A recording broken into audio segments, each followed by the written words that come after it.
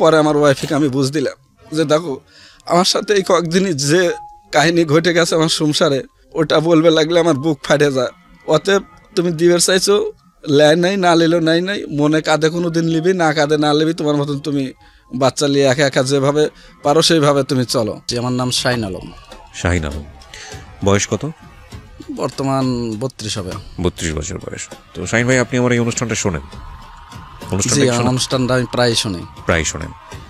কখনো কি ভেবেছেন যে এরকম একটা নিজের জীবনের দুর্ঘটনা বা ঘটনা বা অপরাধ নিয়ে বা ভুল নিয়ে আমাকেও রেডিওতে বলতে হতে পারে? এটা আসলে কখনো ভাবিনি। মাঝে সাঝে গল্প শুনেছি, বিভিন্ন লোকের জীবন কাহিনী শুনেছি, শুনতে শুনতে হঠাৎ করে হয়তো আমার মনের মধ্যে হয়েছে যে কোনো বিষয় নিয়ে হয়তো আমার জীবনের ছোটোবেলায় কীভাবে মানুষ হয়েছি, কীভাবে বড় হয়েছি, বা বাপ মায়ের কাছে কতটুকু আদর ভালোবাসা, কতটুকু লাঞ্ছিত হয়েছি, এটা হয়তো আমি কখনো যদি সুযোগ পাই আমি বলবো। গল্পটা তো এখানে দাঁড়ায় নাই, গল্প চলে গেছে অন্যদিকে।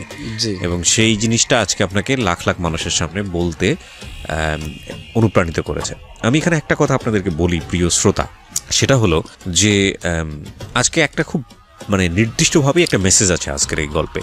সেটা কি আমি পুরো গল্পটা শোনার পরে পরিষ্কার করব। ধৈর্য ধরে আজকের এই গল্পটা সবাই শুনবেন, বিশেষ করে যারা বিবাহিত ছেলে এবং বিবাহিত মেয়ে যারা আছেন তাদেরকে আমি বলবো, ইন্সপায়ার করবো আজকের এই গল্পটা খুব মনোযোগ দিয়ে শোনার জন্য। চলুন শাহিন আলম, শুরু করুন প্লিজ। জি, আমি বলতে চাচ্ছি আমার ক্লাস 8 থেকে আপাতত কিছু স্মরণীয় ঘটনা। জি, নিশ্চয়ই কোনো সমস্যা। তো আমি ক্লাস 8 যখন লেখাপড়া করি, মোটামুটি ছাত্র ছিলাম, খুব একটা ভালো বা খুব একটা খারাপ তাও না, মোটামুটি লেভেলের ছিলাম আর কি। বাবা কি করতেন? জি, আমার বাবা কৃষক ছিলেন। আপনারা কয় ভাই বোন? ভাইয়ের মধ্যে আমি বড়, তাছাড়া আমার একটা ছোট ভাই, আর আমার বোন আমার বড়। ওকে, তার মানে আপনি ভাই বোনদের মধ্যে মেজো? আমি মেজো। বলেন, শুরু করেন।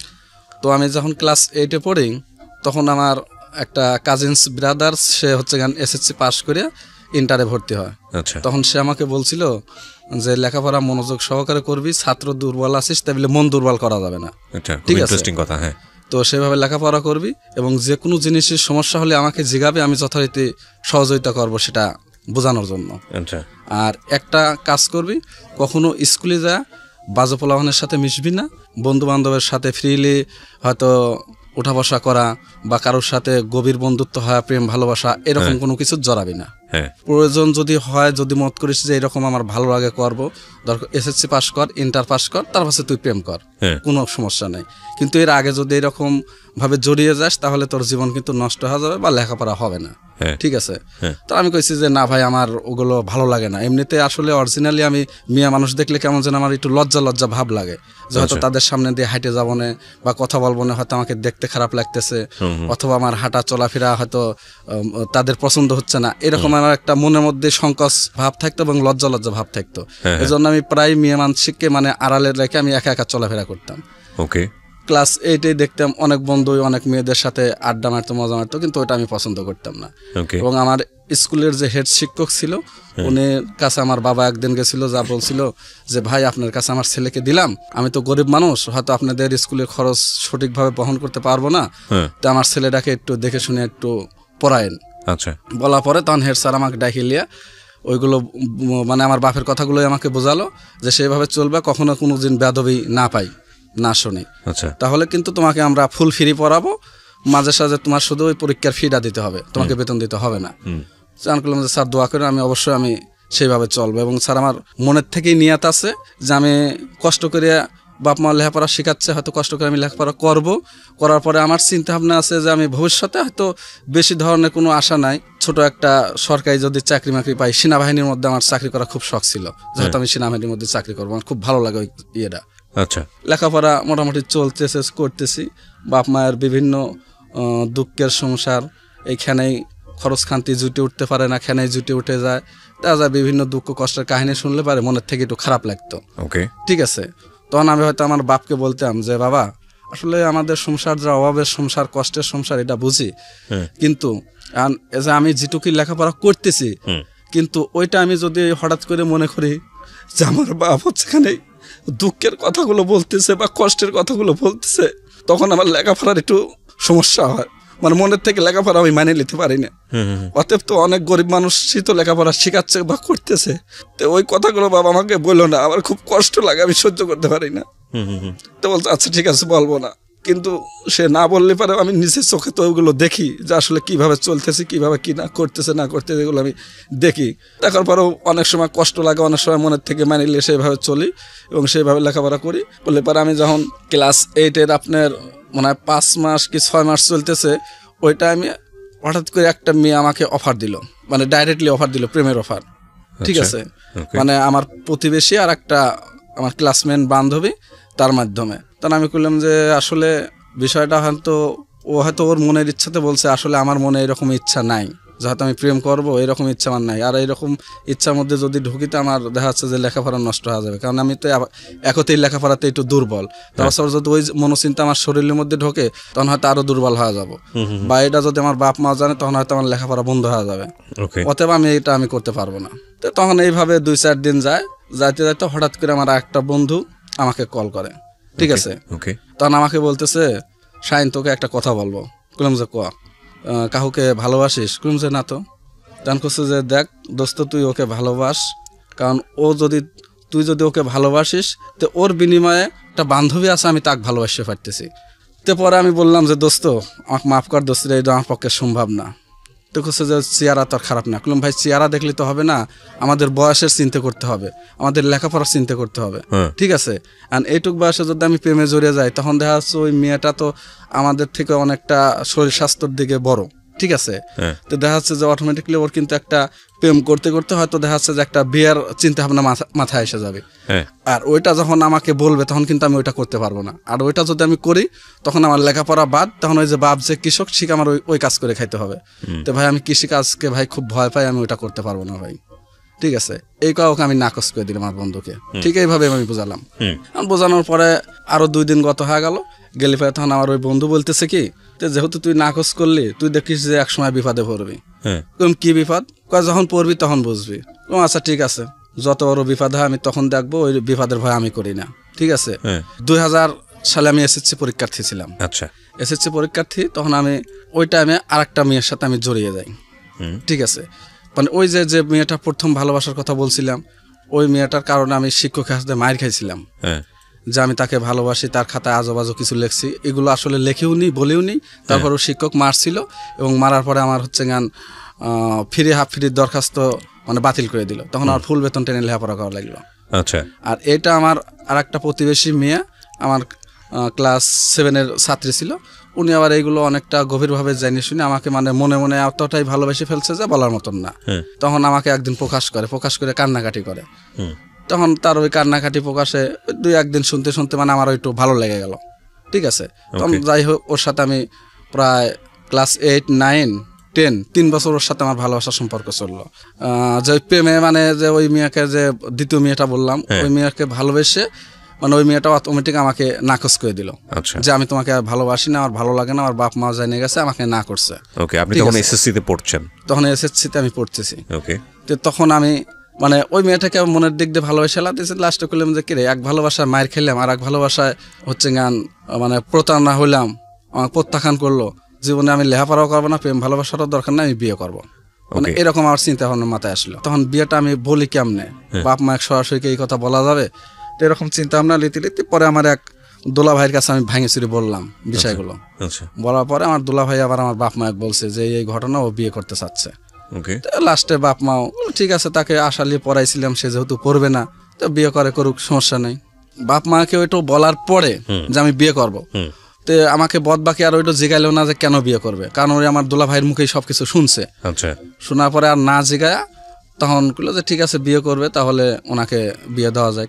তখন আমি আবার আর একটা কথা বলছিলাম যে আমাকে যদি 10 দিনের মধ্যে যদি আমার বাপ মা যদি বিয়ে না দেয় তাহলে আমি জীবনেও আর বিয়ে করবো না। আচ্ছা আচ্ছা, ওকে। এবং যে কারণে আমি 2টি মেয়ের কারণে প্রতারণা হলাম বা মনের থেকে কষ্ট পেলাম, প্রেম ভালোবাসার মধ্যে কি আছে সেটা আমি দেখেই ছাড়বো। প্রয়োজন হলে আমি শত শত মেয়ের সাথে প্রেম ভালোবাসা প্রতারণা করে যাবো। এগুলো আপনার মাথায় আসছে? এগুলো আমার মাথা অটোমেটিক এসে গেল। তো বিয়ে করলেন কেন তখন? বিয়ে করার চিন্তা কেন মাথায় আসলো? এখন বিয়ে করলাম এই জন্য যে হয়তো আমার এই আজবাজু চিন্তাটা যদি হয়তো আমি বিয়ে করে আমার মাথা থেকে কেটে যাবে। ওকে, ঠিক আছে, ইন্টারেস্টিং। তারপর তো যাই হোক, তখন আমি বাবা মাকে বললেন? বাবা মাকে বললাম, বাবা মা আমার বিয়ের প্রস্তাব হিসেবে জায়গায় জায়গায় 2-4টে মেয়ে টিয়ে দেখলি পারে, যেগুলো দেখে হয়তো তাদের পছন্দ হয়, আমার পছন্দ হয় না, বা আমার পছন্দ হচ্ছে তাদের পছন্দ হয় না।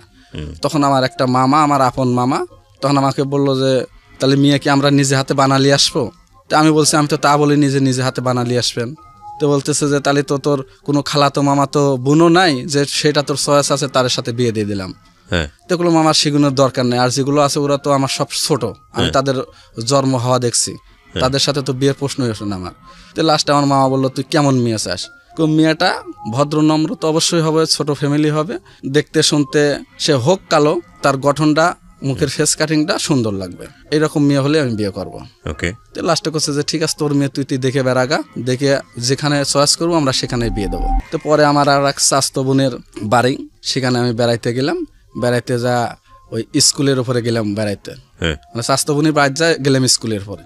স্কুলের উপরে যা স্কুলের ছুটি দিলে পারে কিছু ছেলে মেয়ে যাচ্ছে, তাদেরকে আমি ফলো করলাম। ফলো করলে পারে একটা মেয়ে দেখে আমার খুব পছন্দ হয়ে গেল। তা আমি মনে মনে ওইটাই টার্গেট করলাম এবং আমার দুলা ভাইকে ওইটাই বললাম। তখন আমার দুলা ভাই সেই মেয়ের গার্জেনের সাথে ডাইরেক্ট কথা বললে পারে তখন গার্জেন করছে ঠিক আছে তাহলে দেখাশোনা যাক।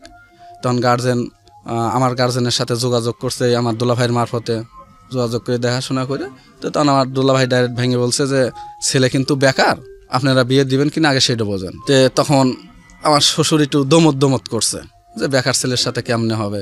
তখন আমার শৌরি আবার আমাকে দেখছে, মানে আমার শাশুড়ি যে হবে সে আমাকে দেখছিল, দেখার পর বলছে যে না ছেলেকে তো দেখতে শুনতে ভালোই লাগলো, দেওয়া যায়, বেকার আছে ওকে যে কোনো কর্মদার করলে আমরাই ধরা দেবো।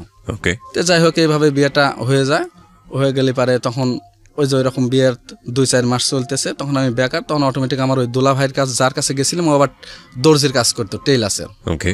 তো তখন আমার দুলা ভাই কইলো যে এদিকে ওদিক ঘোরাফেরা না করে আবার তুই আমার দোকানে টেইলার্সের কাজে লেগে যা, তা আছে যে কোনো এক ব্যবস্থা হবেই। তো তখন তার কথা অনুসারে তার দোকানে আমি টেইলার্সের কাজ করি। ওকে। টেইলার্সের কাজ যথারীতি তার দোকানে করি বা শিখার পরে তার কাছ থেকে আমি হেঁটে চলে আসি। এসে আমি আলাদাভাবে অন্য যে টেইলার্স ফেব্রিক্স দোকানগুলো আছে সেই সব দোকানে মানে আমি রেডিমেড কারিগর হিসেবে কাজ করতাম, প্রোডাকশন কারিগর হিসেবে কাজ করে ওইভাবে আমি সংসার চালাইলে তখন মা মোটামুটি খুশি যে যাই হোক সাল কিছুটা হলেও রোজগারের পথ শিখে গেছে। ওকে, মানে বিয়ে শাদী করার পরে ঘটনা? বিয়ে শাদী করার পরে। আচ্ছা। ছোট ভাই আবার হচ্ছে গান লেখাপড়া করে নাই, উনি আবার হচ্ছে গান ওই কৃষিকাজের সাথে জড়িত। ওকে। তো যাই হোক কৃষিকাজের সাথে জড়িত হলে পারেও ওই যে বিভিন্ন সময় বাইরে কাজ কাম করতে যায়, মানে দেশের বাইরে, যেমন এই যে যশোর, ঝিনেজা, মাগুরা এরকম সব ফাঁকে কাজ করতে যায়, নিজের দেশেও করে দেখা যাচ্ছে ফাঁকের থেকে কাজ কাম করে হয়তো 2-4-5,000 10,000 টাকা কামাই করে নিয়ে আসলো। তখন ওই অনুসারে হঠাৎ করে আমার বাপ মা আমার কাছ থেকে টেয়া চায় বসে যে তোমার এই 10,000 টাকা দিতে হবে। তখন আমি বললাম ও কাজ করে আসছে হচ্ছে গান প্রতিদিন হয়তো পাইছে 80 টাকা বা 90 টাকা বা 100 টাকা এরকম, বা তার বেশি পাইছে, কিন্তু আমার এই টেইলার্সের কাজ, কারিগরি কাজ, রেটের কাজ এইভাবে তো আমি অত টাকা পাই না, অত টাকা আমি কেমনে দেবো? কেমনে দেবো ওটা যদি তুই না দিস অটোমেটিক তো সংসারে একটা গ্যালজাম সৃষ্টি হবে। বললাম গ্যালজাম কি? বাপ মা তো জানতেছে শুনতেছে, তো আমি তো টাকাটা ফাঁকেও দিচ্ছি না বা চুরিও করতেছি না, ঠিক আছে? তো এখানে তো গ্যালজামের কিছু দেখি না। তো এখানে বাপ মা যদি মানে নেয় আর বাপ মা যদি এটা ছোট ডাক যদি না বোঝায় না কয় তাহলে তো এখানে গ্যালজামের কোনো প্রশ্নই আসে না। লাস্টে বললো যে এইভাবে কতদিন এভাবে চলবো, তোর মতন তুই বেশি কামাই রুজি করার চিন্তা ভাবনা কর, নইলে তোর মতন তুই আলাদা হয়ে খা।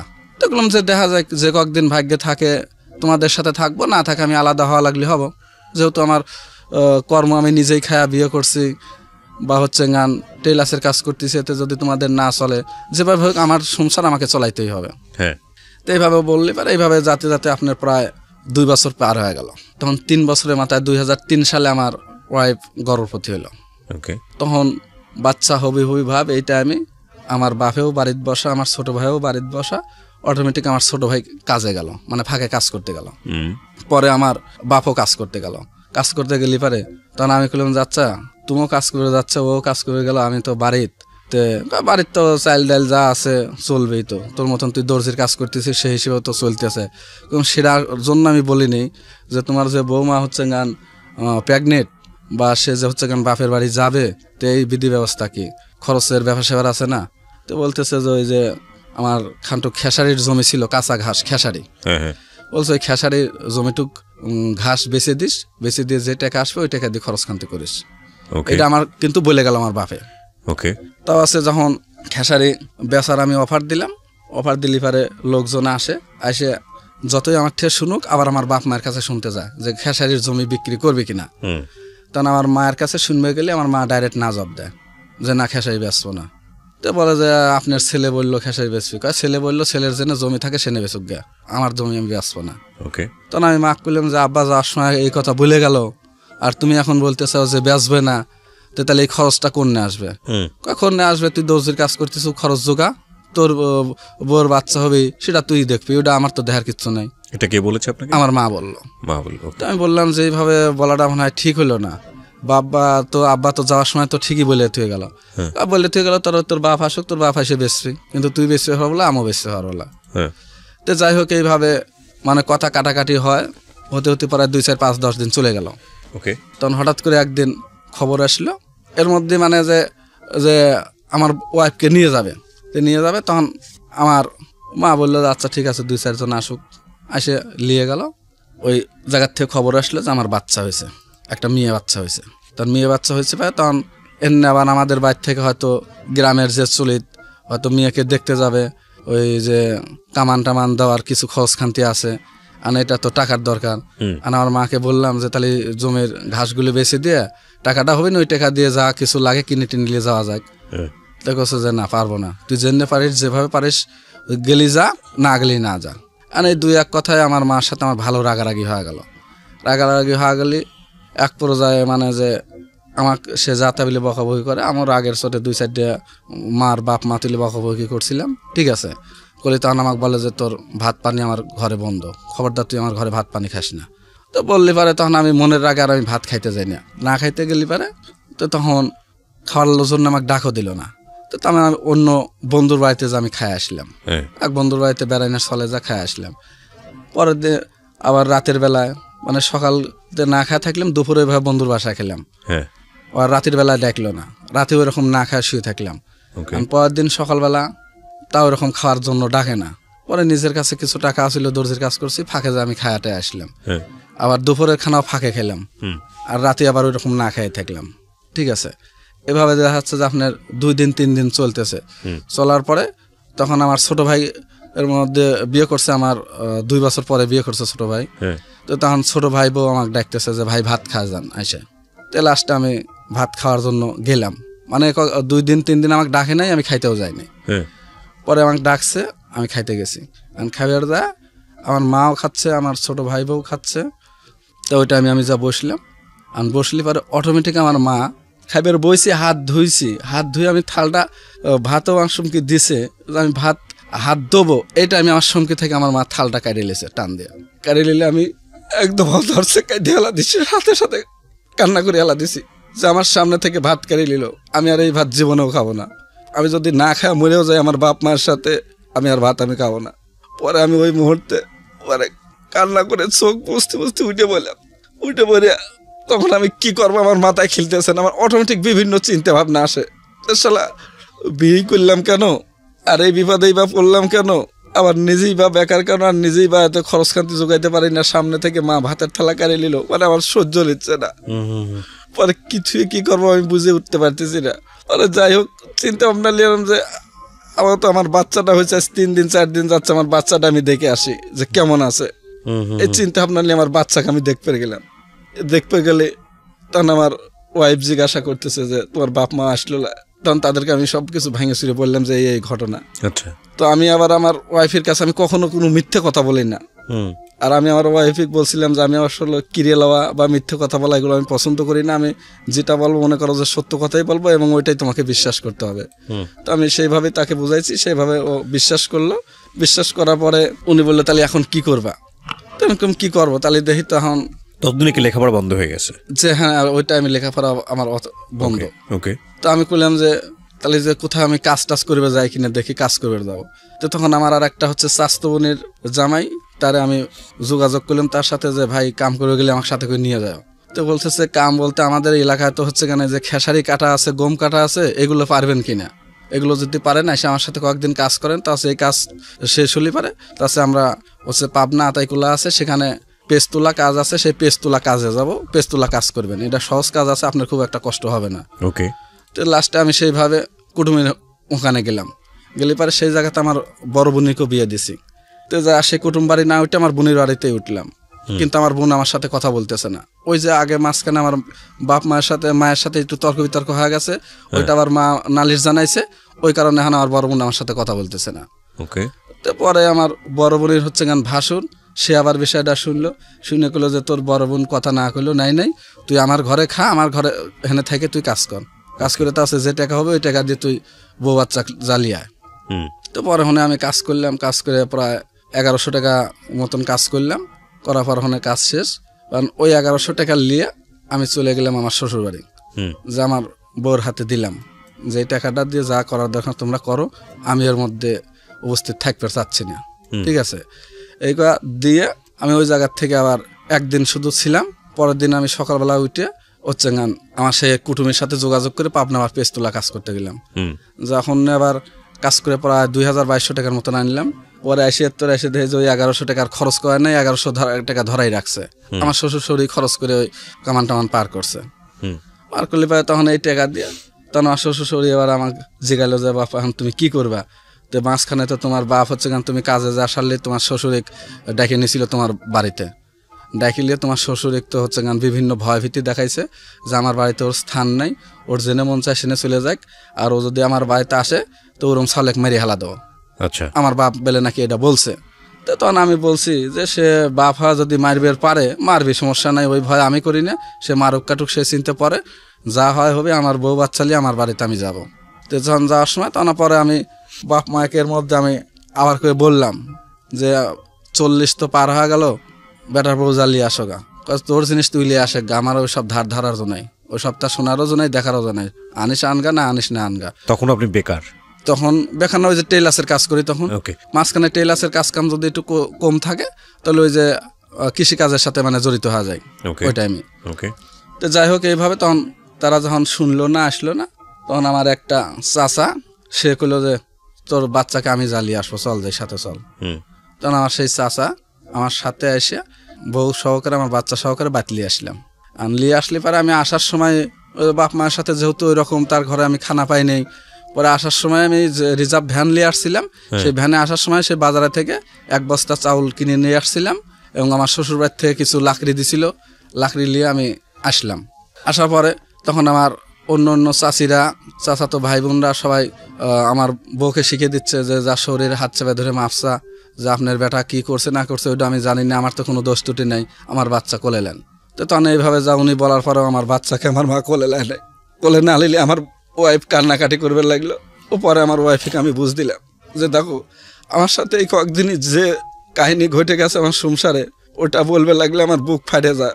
অতএব তুমি দিবের চাইছো, লেয় নাই, না লিলো নাই, মনে কাঁধে কোনো দিন লিবি, না কাঁধে না লিবি, তোমার মতন তুমি বাচ্চা নিয়ে একা একা যেভাবে পারো সেইভাবে তুমি চলো, কারোর কাছে দেওয়ার দরকার নেই। কেউ যদি আগ্রহ করে লেয় তার কাছে দিও, আর কেউ যদি না লেয় তার কাছে তোমার দেওয়ার দরকার নেই।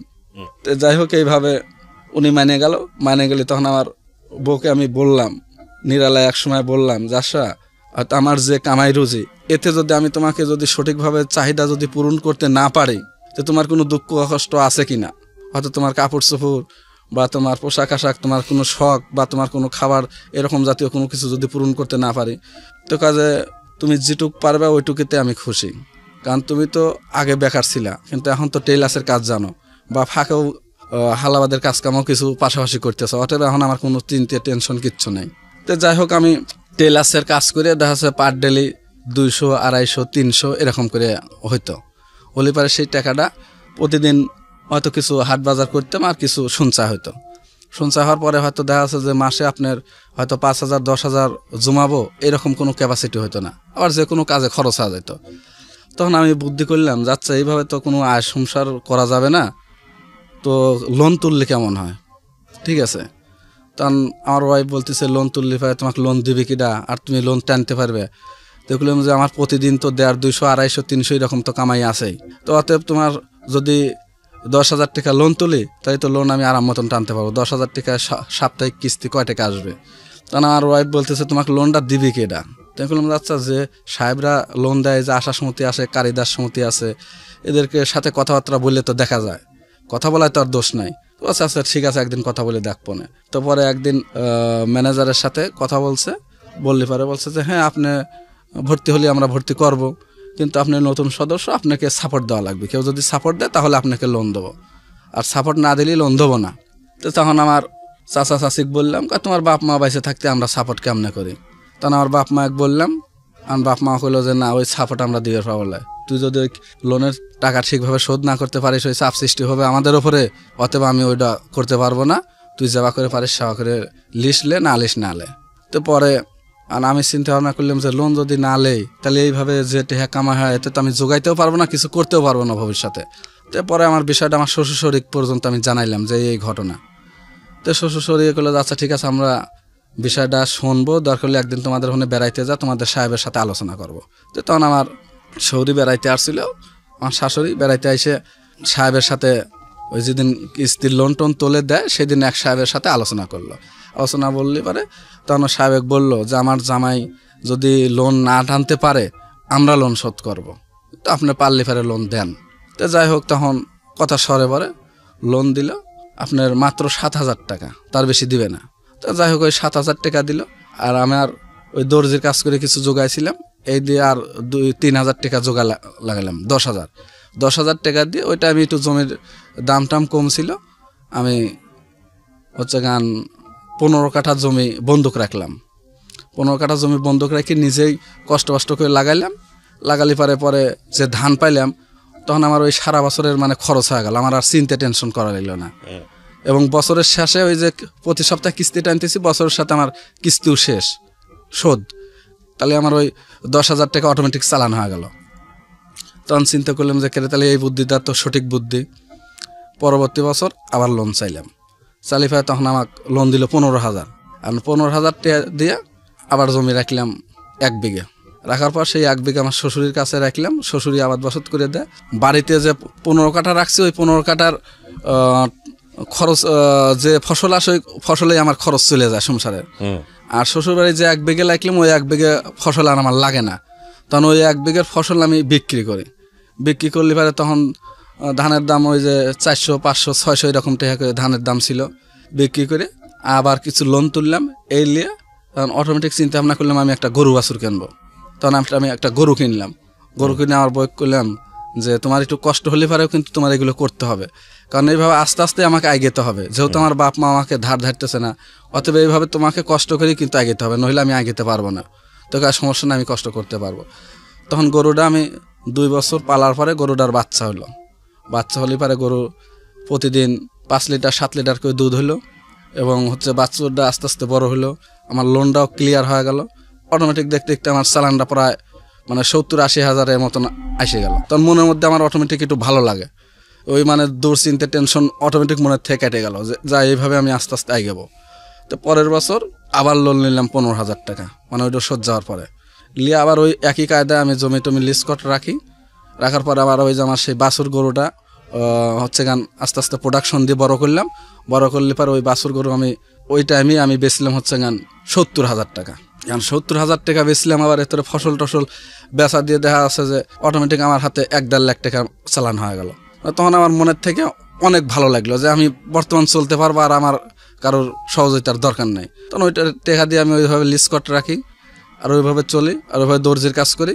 এইভাবে আপনার প্রায় 8-9 সাল পর্যন্ত আমি দর্জির কাজ করার পরে তখন অটোমেটিক আমার শ্বশুরের এলাকার একটা ছেলে আমার সাথে খুব ভালো রিলেশন, বন্ধুর মতন, ও আবার আনসারের চাকরি করতো।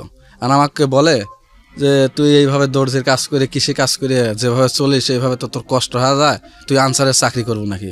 আনসারের চাকরি এভাবে কীরকম? ওটা ট্রেনিং দেওয়া লাগবে, ট্রেনিং দিলে পারে আনসারের চাকরি করলে পারে তুই মোটামুটি ভালোই চলতে পারবো। এবং বেতন কীরকম আসে? 10-12 হাজার টাকার মতন আসে, তুই চলতে পারবি, করা যায় হলে পারে। তো যোগাযোগ কিভাবে করবো? যোগাযোগ আমার সাথে তুই করে, আমি এক অফিসারের সাথে পরিচয় করে দেবো না, আবার তো মনে হয় 5-7 হাজার টাকা লাগবে নি হয়তো যাইতে, বা সেখানে সে অফিসারের সাথে আলোচনা করে তোর ঢুকতে হয়তো 5-7 হাজার লাগতে পারে, এটা খরচ করা লাগবে। এবং গেল 5-7 হাজার টাকা আমি ঢুকবো। তো যাই হোক, ওই বন্ধুর মারফতে আমি 7 হাজার টাকা ওই অফিসারে দিয়ে খরচ করে আমি আনসারের ট্রেনিং দিয়ে আনসারের চাকরি ঢুকি হচ্ছে আপনার 2009 সালে আনসারের চাকরি ঢুকে তখন আমি আনসারের চাকরি করি। আর ওই সুযোগ সুবিধা পালি পারে মাঝে সাঝে যা দর্জির কাজ করতাম, না পালি না করতাম, মানে আস্তে আস্তে দর্জি কাজ ছেড়ে দিলাম। আর ওই যে লিজ কট রাখা জমি আছে, গরু আছে, এতে দেখা যাচ্ছে এখন যদি আমি টাকা বাইত নাও দেই অটোমেটিক মানে ওইটাই আমার বউ পরিচালনা করে সংসার চালাইতে পারতেছে, মানে এরকম একটা সচ্ছল পরিবেশ চলে আসলে পারে তখন আমি আপনার আনসারের চাকরি আবার আপনার 3 বছর করার পরে আবার প্রত্যাহার হয়ে যাওয়া লাগে আমাদের এই চাকরি। সরকার এমন একটা পজিশন করছে যে আমাদের সরকারি পোশাক, সরকারি হাতিয়ারগুলি সবই দেয়, সরকারি করণীয়ভাবে আমরা চাকরি করি, বিভিন্ন থানায় পোস্টিং আছে, বিভিন্ন কোম্পানিতে পোস্টিং আছে, হাসপাতাল, রেল, বিভিন্ন জায়গাতে আমাদের যোগাযোগভাবে আমরা ডিউটি করি। অথচ আমাদের চাকরি এমন একটা চাকরি যে 3 বছর যাওয়ার পরে আমরা প্রত্যাহার, 3 বছর পরে আর চাকরি থাকে না। তখন এই চাকরিটা আবার তো 6 মাস 7 মাস 1 বছর বসে থাকা লাগে। বসে থাকার পরে আবার করে মেসেজ সিস্টেম, মেসেজ আসে, সেই মেসেজ আসলে পরে আবার করে যোগাযোগ করে আবার তো 2, 4, 5 হাজার, 10 হাজার, 20 হাজার বা 15 হাজার এরকম টাকা লাগে, অফিসারদের দিতে হয়, দিয়ে সেই চাকরিতে জয়েন করতে হয়। জয়েন করে আবার 3 বছর যাওয়ার পর আবার প্রত্যাহার হওয়া লাগে। তো এরকম দেখা যাচ্ছে যে এই চাকরিটা যখন বন্ধু বান্ধব আত্মীয় স্বজন শুনলো যে চাকরি পাইছি, তারা খুব খুশি হয়েছিল। কিন্তু যখন এই যে শোনে যে 3 বছর পর চাকরি থাকে না, তখন তারা মানে অনেকেই গালমন্দ করে, ঠিক আছে, বা খারাপ মন্তব্য করে। আবার নিজেদেরও চোখ খোলার যাতে অনেক সময় কাউকে বলি, অনেক সময় কাউকে বলি না। দেখা যাচ্ছে যে ওই যে 6-7 মাস যে রেস্টে থাকা লাগে, এই 6-7 মাস দেখা যায় যে লুকায় লুকায় থাকা লাগে। ওই বাড়িতে হয়তো লুকায় থাকি বা ফাঁকে কাজকর্ম করি, আর ওই মাসে মাসে 1 মাস 2 মাস পর বাড়িতে যাই। এইভাবে মানে যে নিজেকে চোরের মতন লুকায় রেখে চলাফেরা করা লাগে, মানে প্রকাশ করতে পারি না যে আমার চাকরি নাই, এইভাবে চলে। তো এইভাবে যাই হোক চলতে চলতে এই লাস্টের দিকে এসে এই 2018 সালে আমি মডেল থানাতে চাকরিতে জয়েন করি। থানাতে পুলিশের সাথে ডিউটি, পুলিশের সাথে চলাফেরা, অনেক রকমের ফ্যাসিলিটি আছে, অনেক রকম আনন্দ এনজয় আছে। মোটামুটি ডিউটিটা খুব ভালোই লাগে, ভালোভাবেই দিনকাল পরিপাট হচ্ছে। তো যাই হোক এক অফিসারের সাথে আমি গভীরভাবে মিশলাম, তার সাথে পার্সোনাল ডিউটি করতাম। তার সাথে ওই যে সিভিল টিম বলতো, ডিবি পুলিশের যে সিভিল টিম করতো, ওদের সাথে সিভিল টিম করতাম। যাই হোক টুকটাক কিছু ভাগ বাটোয়ারা তাদের কাছ থেকে বিভিন্ন কৌশলে আসতো, অনেক গুণে জানতাম, অনেক গুণে জানতাম না, সেসব ভাগ বাটোয়ারা আমি পাইতাম। বা আমার বেতন, আবার ওই যে বাড়িতে যেভাবে যেটুকু আছে সেগুলো এভাবে দিয়ে দিয়ে অটোমেটিক মোটামুটি আমার চলার মতন ক্যাপাসিটি খুব ভালো পর্যায়ে চলে আসে। মানে তার মানে আপনার অর্থনৈতিক সমস্যা দূর হলো, অর্থনৈতিক সমস্যা দূর হলো। বিয়ের কত বছর পর এটা বিয়ের পর আপনার এদিকে 9 বছর পার হয়ে গেছে। তখন আমার মনে মনে একটা অটোমেটিক প্ল্যান আসলো যে আমি বাড়িতে একটা ঘর দেবো। মানে তখন আমার ঘর ছিল টিনের ঘর, বনের বেড়া, ঠিক আছে। তখন আমি চিন্তা ভাবনা করলাম যে আমার যেহেতু প্রথম মেয়ে হয়েছে, এই যদি মেয়ে না হয় যদি ছেলে হইতো তাহলে আমি ঘর দিতাম না, আরও হয়তো যে কোনো কাজে আমি অর্থ জোগানোর চেষ্টা করতাম। যেহেতু মেয়ে হয়েছে, মেয়েটা বিয়ে দিবে লাগলে তো আমার ভালো একটা পজিশনে, ঘরটার না হলে তো আমি বিয়ে দিতে পারবো না ভালো পজিশনে, ঠিক আছে। তখন এই চিন্তা ভাবনা নিয়ে আমি ঘর দেওয়ার চিন্তা ভাবনা মনে ঠেলিলাম। এখন আমার বউ কয় যে তো ঘর দেওয়ার লাগলে তো অনেক টাকা লাগবে, তুমি এত টাকা কোথায় পাবে? করে গরু অটোমেটিক আমার তখন 4টে গরু আমার ঘরে, জমি বন্ধক রাখা আছে 3 বিঘা। এরপর আমি রালিং চাকরি করতেছি, বেতন পাচ্ছি। আমি আশা করি আমি ঘর দেওয়ার পরও আমার কোনো সমস্যা হবে না। এইভাবে আরও 1 বছর গেল। আপনার গেলে পারে আমার 2012 সালে আমার মেসো মেয়েটার জন্ম হয় 2012 সালে। আর আমি বললাম যে না, 2টে মেয়ে একে একে হয়ে গেল, তাহলে আমাকে ঘর অবশ্যই দেওয়া লাগবে। এরকম চিন্তা ভাবনা মনের মধ্যে সবসময় মানে আমাকে কুড়ে খায়। আমার এক সুমন্দি, মানে আমার বড় বড় ভাই, খালাতো ভাই সুমন্দি, তাকে বললাম যে ভাই এই ঘটনা, আমি ঘর দেবো। তো ওই যে ইট ভাটায় যে দাদন দেয়, আগামী টাকা দাদন লাগালে ইট অল্প দামে পাওয়া যায়, তা আমি এইভাবে ইট কিনবো। কয় যে না, ওভাবে ইট কিনলে পারে, তোমার অনেক সময় ইট খারাপ দেয়, আর অনেক সময় ইট দিবে চায় না, অনেক মানে পাক পাড়া লাগে তাদের কাছে, পাক পেরে ফেরে ইট লেওয়া লাগে, অতএব তুমি পারলে লগত টেহা দিয়ে কেনো, সবচেয়ে ভালো হবে। তো তখন আমি চিন্তা ভাবনা নিলাম যে যা লগত টেহা দিয়ে কিনবো। আমার যে গরু আছে আমি একসাথে 3টে গরু বিক্রি করে দেই, 3টে গরু বিক্রি করে দেই। আর এরপরে 50,000 টাকা লোন নিলাম। মানে আমার খুব ভক্ত হয়ে গেছে যে প্রতি বছর লোনটা নিয়ে কোনো কিস্তিতে কোনো ডিস্টার্ব পায় না, আমার খুব ভক্ত হয়ে গেছে। তারা দিল 50,000 টাকা লোন, আবার এত 3টে গরু বেছিলাম।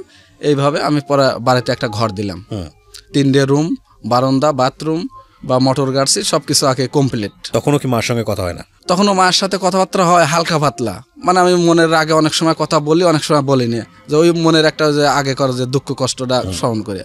কিন্তু আমার বাপ মা আবার করে কি, মনের থেকে তাদের যতই ভালোবাসি, যতই তাদের সাথে মিশতে চাই, কিন্তু আমাকে কেমন যেন মানে দূর দূর সে এরকম মনটা ভাবে। ওকে, তারপর কি হলো? ঘর দিলেন? ঘর দেওয়ার পরে তখন আমার বউ অনেক খুশি, যা গেছে তোমার জেদটা তোমার হচ্ছে গান কষ্টটা সার্থক, এখন আর আমার কোনো দুঃখ কষ্ট নাই, ঠিক আছে, এখন আল্লাহ আমার চলা মতন পথ করে দিছে, এরকম মানে মনের আনন্দে খুব খুশি। তো যাই হোক এইভাবে তখন আমি এই যে 18 সালে মডেল থানাতে, ঠিক আছে, আপনার জানুয়ারি গেল, ফেব্রুয়ারি, মার্চের দিকে, এপ্রিলের দিকে আমি হঠাৎ করে একটা মেয়ে রং নাম্বারে আমাকে ফোন দিলাম। রং নাম্বারে ফোন দিলে পরে এখন ফোন দিয়ে আমাকে ডাইরেক্ট বলতেছে শাহিন ভাই নাকি। ওকে, তখন আমি বললাম যে কে আপনি? আপনার আসল নাম ধরেই বলেছে সে? হ্যাঁ, আমার আসল নাম ধরেই বলতেছে শাহিন ভাই নাকি। তখন আমি বললাম কে আপনি? তো বলছে আপনার পরিচিত কেউ। হ্যাঁ, তো বললাম যে আমার পরিচিত কেউ আমার তো মনে পড়ে না, কারণ আমার বন্ধু বান্ধব আত্মীয় স্বজন যতগুলো আছে প্রায়গুলো নাম্বার আমার মোবাইলে সেভ করা, অতএব এ তো সেভ ছাড়া নাম্বার, অত আমার পরিচিত তো হবেই না। আর তারপরেও যদি হচ্ছে গান সেভ ছাড়াও কিছু নাম্বার আছে, কিন্তু তাদের আমি কণ্ঠ চিনি, কিন্তু এটা কণ্ঠ তো আমার অপরিচিত, অতএব আপনি আমার পরিচিত কেউ না। তো কি জন্য ফোন দিয়েছেন সেটা বলেন, নইলে ফোন রাখেন। তো বললো আপনার সাথে কথা আছে, অনেক কথা আছে। অনেক কথা শোনার মতন সময় নাই, কি জন্য ফোন দিয়েছেন আপনি সেটা পারলে বলেন, না বললে রেখে দেন। তো বলছে আচ্ছা ঠিক আছে রেখে দিলাম, পরে কথা বলবো, সেটা আপনার ব্যাপার। আর আমার তখন আবার থানায় হচ্ছে গান নাইট ডিউটি করতাম, নাইট ডিউটি করে ঘুমাইছি, ঘুম থেকে উঠে ফ্রেশ ট্রেশ হয়, খাওয়া দাওয়া করছি। কারণ খাওয়া দাওয়া করে মানে আমি মনে মনে ভাবতেছি বাড়িতে ফোন দেবো, কথা বলবো, কারণ আমি বাড়িতে সকালবেলা আবার লাঞ্চের টাইমে এবং সন্ধ্যা টাইম, এই আবার তো 3 টাইম মানে কম্পালসারি আমি সবসময় বাড়িতে কথা বলি। ঠিক আমি যে টাইমে বাড়িতে কথা বলবো ঠিক ওই টাইমে ওই মেয়েটা ওইভাবে মিস কল দিয়ে যথারীতি ফোন ওইভাবে কাটিয়ে রেখে দিলাম। পরে এর মধ্যে আবার আমার বাড়ি থেকে ওই যে 2:30 টাইম পার হওয়া যাচ্ছে, আমার বাড়ি থেকে আমাকে হঠাৎ করে ফোন দিছে, দিয়ে আমার ফোন ব্যস্ত পাইছে। ব্যস্ত পাইলে আমাকে করছে যে ফোনে এতক্ষণ ব্যস্ত দেখলাম, কার সাথে কথা বললা? কিন্তু কোন রং নাম্বার দিয়ে কয় যে চিনি জানি এরকম করছে, তো তার সাথে মনে হয় 2-3 মিনিট কথা বলছি। তো যাই হোক আমার বাড়ির পারিবারিক খবরটাও নিলাম, কে কেমন আছে, 5-7 মিনিট কথা বলে রেখে দিলাম। থানায় আমি 3 তলাতে থাকতাম, তো নিচে নামছি, নামলে পরে চাটা খাইছি, খাওয়াটা সিগারেট টানার একটু হালকা পাতলা অভ্যেস আছে, আমি সাইডে যা সিগারেট খাচ্ছি, এখন ওই ফোনটা আবার বাজে উঠলো ওই নাম্বারেই। ফোন দিয়ে যে 2-3 জন মানে হাসাহাসি করে মেয়ে মানুষ, ঠিক আছে, আমি কথা না বলে তাদের হাসি খালি শুনতেছি। শুনলি পরে 2 মিনিট ওইভাবেই গেল, যাওয়ার পরে ফোন ওনা কাটে দিল, পরে আমি ওইভাবে পকেটে রেখে দিলাম ফোনটা, মানে আমার কথা বলিনি। কিন্তু প্রায় মনে হয় 5 মিনিট কি 7 মিনিট পরে আবার ফোন দিল, ফোন দিয়ে আবার ডাইরেক্ট কথা বলতেছে, কি ব্যাপার ভাই আপনি কথা বলেন না, আমাদের কথা কি ভালো লাগে না? মানে ভালো লাগা তো কিছু বুঝতেছি না, ভালো লাগলো কি লাগলো না এটা তো আমি কিছু বুঝতেছি না, আপনাকে তো আমি চিনি না জানি না, আমি কেমনে কথা বলবো আর কি কথা বলবো যে আপনার ভালো লাগবে কি লাগবে না ওটা তো আমার জানার বিষয় না, ঠিক আছে, অথবা আপনি পরিচয় বলেন, কথা বলেন, তা যদি না হয় আপনি সরাসরি সামনে আসে দেখা করেন, তা অবশ্য আমি বুঝতেছি যে আসলে আমার কে। তেন করছে যে আপনি কই আছেন? আমি জেনেই থাকি। আপনি কই থাকেন? আমরা তো জানি। কই থাকি? থানায় থাকেন, আপনি পুলিশ না? যে না আমি পুলিশ না, আমি সাধারণ আনসার সদস্য। তো বলতেছে যে তাও জানি। ভালো কথা, জানেন ভালো কথা, তাহলে আসেন সামনে আসেন, এসে চা খাওয়ার দাঁত রইলো, চা খাওয়া যান, কিনা দেখি আগে চিনি কিনা, সময় হলে একদিন ঠিকই যাবো, তখন সেটা আপনার ব্যাপার। এই আমি ফোন ব্যক্তিগতভাবে আমি ফোন কাটিয়ে দিয়ে রেখে দিছি। পরে আপনার ডিউটিতে গেছি, নাইট ডিউটি, দেখা যে ডিউটি রাতের 8টা থেকে শুরু, সকাল 8টা পর্যন্ত, ঠিক আছে। আর যদি দিনে ডিউটি ধরা যায় সকাল 8টা থেকে সন্ধ্যা 8টা পর্যন্ত, মানে থানার হচ্ছে ফিক্সড ডিউটি। তো পরে ডিউটিতে গেছি, আপনার আমি 8টার সময় পোশাক লাগাবো, 8টা বাজার 10 মিনিট আগে পোশাক লাগাচ্ছি, সেই টাইমে বারবার ফোন দিচ্ছে। পরে আবার তো 5বার ফোন দিচ্ছে, 5বারই আমি কেটে দিছি, মানে পোশাক লাগানোর টাইমে আমি আর ফোন ধরতেছি না। পরে যাই হোক আমি হাতিয়ারগুলি বুঝিলি আমি ডিউটিতে গেছি, গেলি পারে তখন 8:30 9টার দিকে আমি তো এবার ফোন দিলাম, ঠিক আছে, দিয়ে বললাম এই আপনি কে, পরিচয় বলেন না, কিছু বলেন না, খালি ফোন দেন, ডিস্টার্ব করেন, হাসাহাসি করেন, থানার সামনে আসতে বললাম তাও আসলেন না, তো আপনি এভাবে বারবার ফোন দিয়ে আমাকে ভাই বিরক্ত করেন না। তো আমার বিভিন্ন সময় বিভিন্ন রকমের ঝোট ঝামেলা দেয়, এনে অফিসারদের সাথে ডিউটি করি, অনেকের সাথে কথাবার্তা বলা লাগে, আর অনেকেই বিভিন্ন কেস কাছারির বিষয়ে দেখা যাচ্ছে আমাদের কাছেও স্মরণ করে যে আমাদের সাহায্য নিয়ে দারোগার সাথে আলোচনা করে, অথবা আপনি আমাকে ডিস্টার্ব করেন না। দেখা যাচ্ছে দারোগা ফোন ওয়েটিং পালে রাগ করে, বিরক্ত হয়। তো করছে যে আপনার অন্য কোনো নাম্বার নাই? নাম্বার আছে, কিন্তু আমার মোবাইল তো একটাই, ঠিক আছে, ওই নাম্বার দিলে পারেও তো ওই একই কাহিনী। তো আপনি যেহেতু আপনি আমার নাম্বার পাইছেন, তো তাহলে ওটাও তো আপনার নাম্বার জানার কথা, দুটি তো জানার কথা, আমি বলতেছি। তখন করছে যে না এই একটা নাম্বারই পাইছি বহুত কষ্টে, তুমি কিভাবে পাইছেন বলেন? তো বলছে না বলবো না, যদি সামনাসামনি আসেন বলবো, পারলে পারে আপনি হচ্ছে গান থানার সামনে আসেন, ঠিক আছে?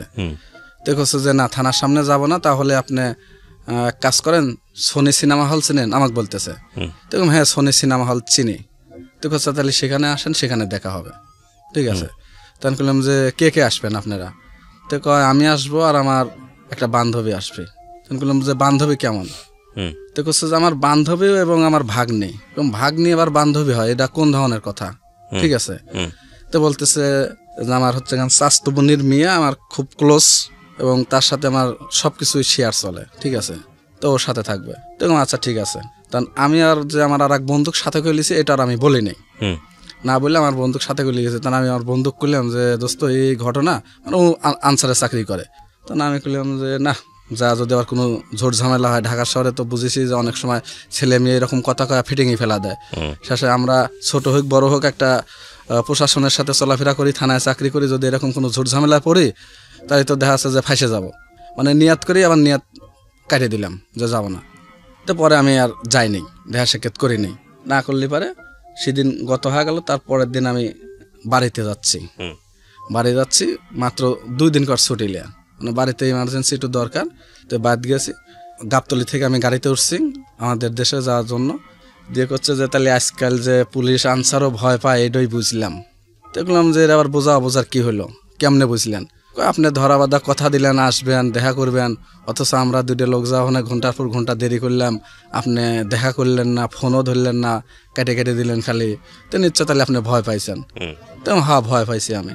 তো করছে যে সমস্যা নাই, আমরা সাপ বাঘ না খাবো না। তো বললাম যে ঠিক আছে দেখা আমি করব, কিন্তু আমি বাড়ি যাচ্ছি, বাড়ি থেকে আসি, তারপর আমি প্রয়োজন হলে পরে দেখা করব, ঠিক আছে?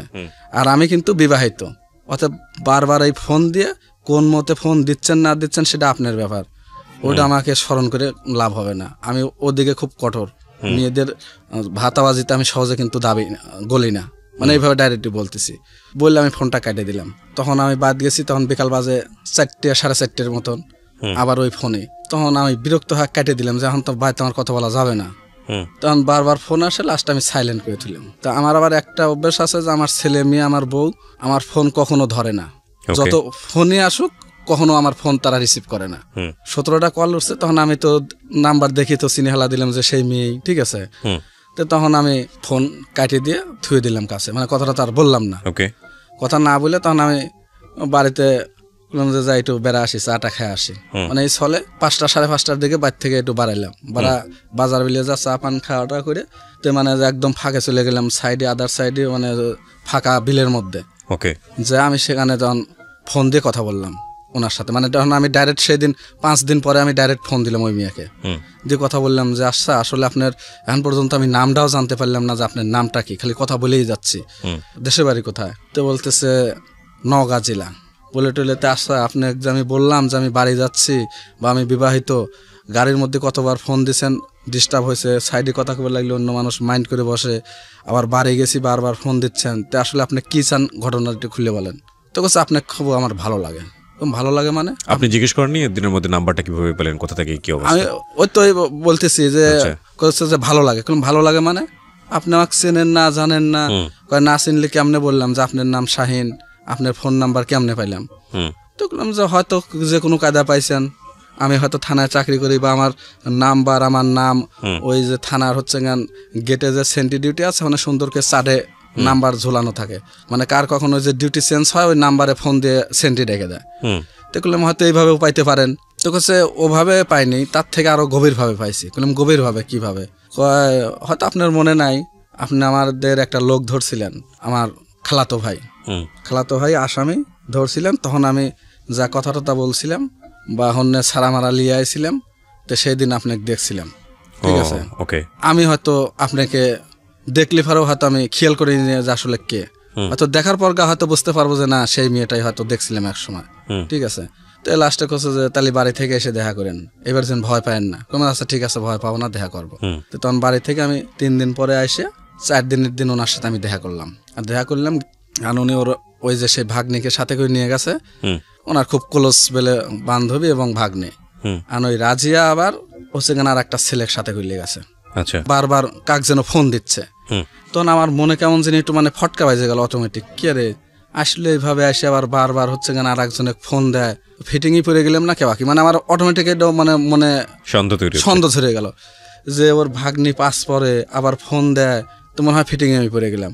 তখন আমার ওই বন্দুক আমি অটোমেটিক আবার ফোন দিলাম, মানে সেদিন আমি একাই গেছি, ঠিক আছে। তখন আর বন্দুক ফোন দিলাম, দোস্ত তুই কই রে? আমি এই মুহূর্তে ঘুম থেকে উঠলাম বুঝি না 10 মিনিটের মধ্যে যে কোনো কায়দায় তুই তাড়াতাড়ি এই গার্ডেনে এসে আমার সাথে দেখা কর গার্ডেনে। কে? ওই যে সেদিনকে বলছিলাম যে এই ঘটনা, ওই মেয়ের সাথে এইভাবে তো আইসি, তো ওই মেয়ের সাথে যে আর একটা মেয়ে আছে ও সাইডে দাঁড়ায় বারবার কাক যেন ফোন দিচ্ছে, তো হঠাৎ যদি অন্য কোনো আউট সালফাল 2 সাইড দিয়ে এসে যায় তাহলে তো আমি বিপদে পড়ে যাও না রে, ঠিক আছে। তো কাজে তুই তো গেলি, তো আমাকে তো আগের দিন বললি এখন বললি না, যা বিপদে পড়িস পর মজা কিরম দেখে, ঠিক আছে। তোরকম না রে ভাই এভাবে কথা কইস না, তুই আয়। তো আচ্ছা ঠিক আছে আসতেছি, কথালি আগেই ভেতরে যাইস না, সাইডে আশেপাশেই থাকিস। আচ্ছা আমি ওই মেন গেটের আশেপাশেই দাঁড়া আছি, তুই আয়। তখন আমি একটা কথা বলছি যে তুই আইসে ডাইরেক্ট কিন্তু আমাদের সাথে দেখা করবি না, সাইডে খালি ফলো করে আমাকে থাকবে, ঠিক আছে। তো আচ্ছা ঠিক আছে। পরে যাই হোক ও আইসে, আসলে পরে ওকে আমি চোখে চোখে দেখছি, ও আমাকে দেখছে, সাইডে আছে কিন্তু আমার সামনে আসতেছে না। এখন পরে ওই যে সাথের যে ভাগ্নিটা, ওর আবার একটা লোক আসলো, আন্দেই যে একটা মানে যে পিচ্ছি করে একটা ছেলে, হয়তো আপনার 15-16 বছর বয়স হবে, এরকম একটা ছেলে, হালকা পাতলা খাটো করে। এখন পরে আমি জিজ্ঞাসা করলাম ওই ছেলেটাকে, তখন করছো যে ভাগ্নি ভালোবাসে, তাই নাকি?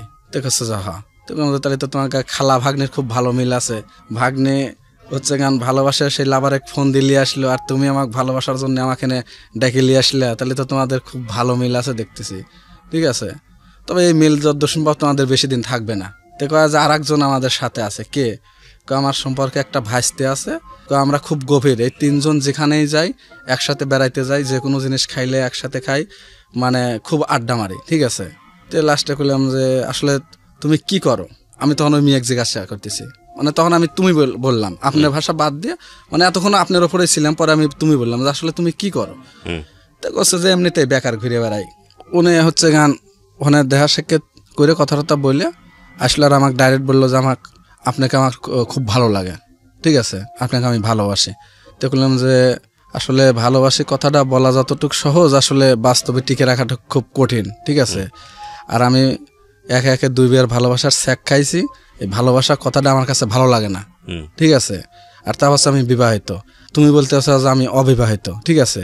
তাহলে তোমার সাথে আমার মিল হওয়ার কোনো প্রশ্নই আসে না, ঠিক আছে। এটা হয়তো আবেগে তোমার ভালো লাগছে তাই বলতে চাও। দেখা যাচ্ছে যে আমি যদি সাথে তোমার সাথে লিড দিয়ে চলি, হয়তো দেখা যাচ্ছে 2-4 দিন অথবা 6 মাস 1 বছরের পরে দেখবে যে তোমারও জীবন নষ্ট আমারও জীবন নষ্ট, কোনো সম্পর্ক আর থাকবে না, ঠিক আছে। তেমন করছে যে না আমি রাখবো সম্পর্ক, আমি রাখবো, আপনাকে খুবই ভালো লাগছে, আমি যতদিন বাঁচি এতদিন আপনাকে আমি আমার করে পেতে চাই, ঠিক আছে। একবার ডিরেক্টলি ভাবেই বলছে? হ্যাঁ ডাইরেক্টলি এভাবে বলতেছে।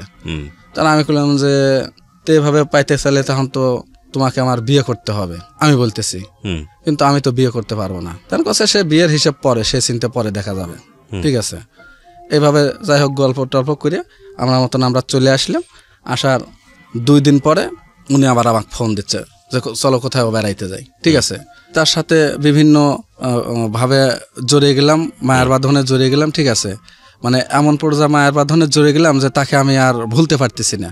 মানে আমি নিজেও আগ্রহ করে ফোন দিচ্ছি, সেও আমাকে আগ্রহ করে ফোন দিচ্ছে, এরকম। এভাবে চলতে চলতে প্রায় 2 মাস 4 মাস এরকম সম্পর্ক চললো। চলার পরে 18 সালের যে কোরবানির ঈদ আসলো, কোরবানির ঈদের আমি বাড়িতে ছুটির যাইতে পারলাম না। তখন আমাকে বাসায় দাওয়াত করলো যে আমাদের বাসায় আইসো, ঠিক আছে। তা আমি বললাম যে না আমি কারোর বাসায় যাইতে পারবো না, আমাদের থানাতেই বিশাল অনুষ্ঠান হয়, গরুমারি অনুষ্ঠান হয় থানাতেই, ওই বাইরে যাওয়ার কোনো প্রয়োজন মনে করি না, ঠিক আছে। তো লাস্টে করছে যে আচ্ছা সময় পাইলে তাহলে এবার ঘুরতে আসেন, সে দেখা যাবে না। পরে যাই হোক আমি ঘুরতে আর যাইনি, সেদিন থানাতে মানে রেস্ট করেই সময় কাটা দিছি। পরের দিন আবার সময় সুযোগ পায় তার সাথে যাই হোক ঘুরলাম টুরলাম, সিনেমা টিনেমা দেখলাম, ঠিক আছে। দেখে মেখে তার মতন সে বাসায় গেল, আমার মতন আমি চলে আসলাম।